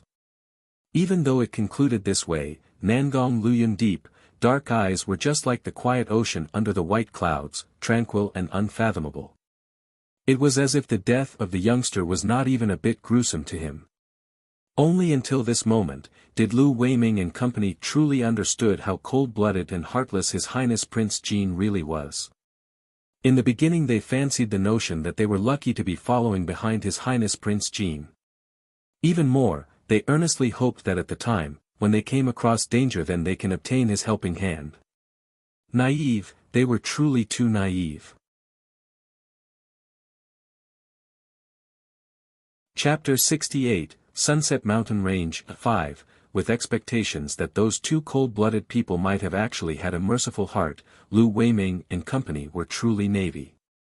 Nangong Luyun's naturally diabolical face, flashed with waves of beautiful amethyst like luster on a lake. His expression was like the deep blue ocean under white clouds. They were so profoundly mysterious, that nobody could guess what he was thinking about in his heart. However, Su Luo, who was of a similar type to him, realized his intentions, and her beautiful eyes vividly began to analyze the situation in full. A trace of interest flashed from their depths. Name a price. Everyone should be able to say how many silvers each of their lives is worth. Su Luo had an indifferent expression. Nangong Luyun evoked an expression that was like a smile yet not a smile. His handsome countenance was pretty yet threatening. Sure enough, the person who had understood him the most was his Luo girl. Ah! Lu Weiming would never have thought that the reason His Highness did not lend a hand was because he was waiting for them to offer him money. This was too. If you want to live, then quickly give me a quote, otherwise, who knows which of you next will be eaten alive by the wild serpent. Su Luo's beautiful eyes narrowed and an unspeakable cunning evil smile appeared in its depth. At the same time her heart was being filled with secret curses and unspoken criticism. Nangan Luyun, you are too much. He obviously was targeting the jade horn on the wild serpent's head. No matter what they did, he would have killed the wild serpent. But still he insisted on letting these people spend money on purchasing their lives. What's even more, this wild serpent had only come out because Lu Weiming and company drew it out. Nangong Luyun was really grabbing feathers from a flying goose, calculated to the end. Sure enough, he had said he never invested in losing businesses, at least this point was indeed true. Under my name I have 5 stores, I can offer you all of it, I will use 2 manors with large gardens to exchange, I have 1,000 taels. Lu Ruohua saw the wild serpent kept rotating around her, trembling with fear she shrieked loudly. So in the end your life is only worth 1,000 taels. It's so very cheap. Su Luo with both hands encircled around her chest, with a smiling expression that was not quite a smile, the words coming out of her mouth had a double meaning. 10,000 tael. Ami foot. Lu Ruohua was so scared that she started to cry loudly. It was unknown if Nangong Luyun was satisfied with the 10,000 tael, or if it was because he felt that leaving Lu Ruohua alive had a little more use. In short, just when the wild serpent was about to bit off Lu Ruohua's thigh, he acted. You could only see that Nangong Luyun's entire body started to shine with golden rays of light. After that, it rapidly spread to the center of his palm. Finally it followed along his fingers and shot outwards. Like the golden tip of a double-edged sword. Swoosh, the sound rung, the golden tip ruthlessly pierced toward the wild serpent's heart. It passed right through the heart, leaving a cup-sized wound on its heart. Beforehand, Lu Weiming and company had released their strongest magical powers together. All types of fireballs, water arrows, wind blades techniques had smashed toward the serpent but could not break through the wild serpent's defense, nor could it get through the creature's scales to cause even a trace of injury to its skin. Yet Nangong Luyun could so easily dispatch it with merely a shot of golden double-edged sword tip. Like a knife cutting through tofu, it pierced straight through the very center of the wild serpent's heart, and left through its back. The wild serpent let out a loud painful howl, and then its enormous serpentine body segment by segment tumbled heavily to the ground. It produced a huge noise that lasted for a long while, as it kicked up a giant cloud of dust from the ground. When it fell to the ground, its eyes refused to close, and even in death, it seemed to still be holding grudges within its expression. The serpent head appeared to be malevolent and terrifying. One move. But he just used only one move. And it was just a slight wave of his sleeves. Lu Weiming, Lu Ruohua, and the rest of their company had opened their eyes wide. Staring firmly at Nangong Luyun, their mouth opened in an O shape and could not say a word. They all knew that Nangong Luyun was very powerful, but they couldn't have imagined he would be so strong to such an extent. Together, with the 6 of their strengths combined, they couldn't even wound the wild serpent, yet Nangong Luyun with just a wave of his hand was able to kill the wild serpent. Chapter 69, Sunset Mountain Range, 6. Everyone was watching Nangong Luyun with eyes full of worship and adoration. Especially Lu Ruohua and another girl Li Wan, whose eyes, in addition to being filled to the brim with vigor, also emitted infatuated obsessiveness from their expressions when looking at Nangong Luyun. Cut it off. Nangong Luyun's appearance was picturesque, and his eyes were like a cold heavenly body, its depth appeared to let loose icy rays of indifference. His nonchalant voice commanded. The crisis had been removed, so everybody let loose sighs of relief. Lu Weiming wiped off a handful of perspiration from his forehead. Cheerfully and diligently, he ran up to carefully cut off the jade horn, and deferentially presented it to Nangong Luyun with both of his hands. Somewhat indecisively he once again hesitated as he said, "Your Highness, do you want this jade horn? With regards to such a high-level expert like His Highness Prince Jean, this jade horn won't be considered very useful, right?" Nangong Luyun lifted an eyebrow and shot him a quick glance. A pair of icy eyes, whose depth was able to mesmerize people, slowly made their intentions clear. Suddenly his scarlet, blood-red lips lifted into a devilishly alluring sneer. Lu Weiming's lungs felt as if they had been blocked by a boulder. An oppressive feeling, to the point where he couldn't breathe. He cowered, trembling from head to toe and covering his chest in fear. He was unable to speak a single word. Nangong Luyun threw him a faint, sideway glance and handed the jade horn to Su Luo. His eyebrows gently rose, carrying in limitless indulgent spoiling manner. His smile was full of tender feelings. "It looks quite nice, take it and play with it as you wish." "Don't want it." Su Luo's pair of clear and bright eyes unenthusiastically looked at him. She nevertheless quite bluntly refused. Without effort the rewards is undeserved. "Don't want it." Lu Weiming and his group of people were practically weeping blood from their heart. Was this young lady's brain scared stupid? This was the wild serpent's jade horn. Its jade horn. Numerous people, in an attempt to obtain it, had risked their lives and died trying, but she had actually said that she didn't want it. In this case, it was even more true that constantly comparing oneself to others will only make one angry. How could His Highness Prince Jean unexpectedly and biasedly treat her so well?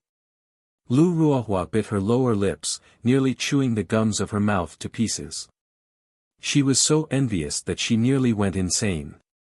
Nangong Luyun still had the indulgent spoiling smile that filled his eyes.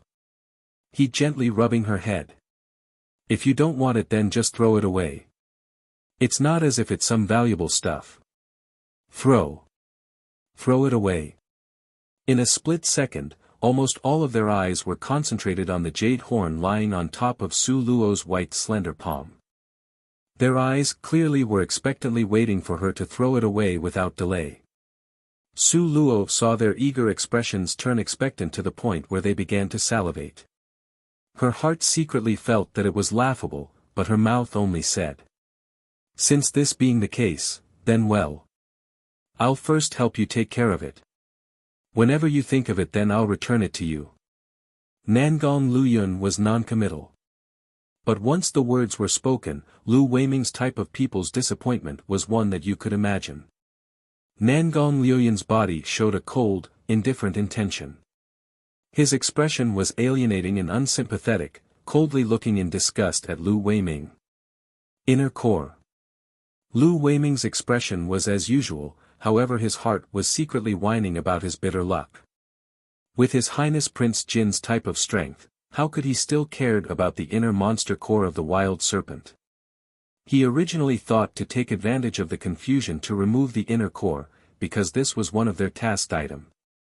But since His Highness Prince Jean mentioned it by name, how could he dare to even covet it silently? He dug out the inner core and after washing it cleanly, he placed it into a box made of white jade. Only then did Lu Weiming deferentially presented it to Nangong Luyun. Lu Weiming got up his nerves, took courage and weakly asked, "Your Highness, this inner core. Does your Highness want to sell it?" However, what made them envious was Nangong Luyun again directly handed the small jade box to Su Luo. Keeping silent nevertheless provided the best answer. But that is our tasked item, and also the wild serpent was drawn out by us." Lu Ruohua felt aggrieved and argued noisily in a loud voice. She felt it was really unfair. Su Luo did not even lift a finger. Instead she just stood there and watched the show. In the end all the spoils of war just ran into her arms. How could you ask her to swallow down such indignation? You're tuning in to the Han Li's Wuxia Adventures YouTube channel. We're so grateful for your support, and don't forget to subscribe to join us on this incredible journey through captivating stories. Your generosity through donations truly makes a world of difference, as it's the primary source of revenue that allows me to expand and enhance this channel for you. Thank you from the bottom of my heart for being a part of this adventure.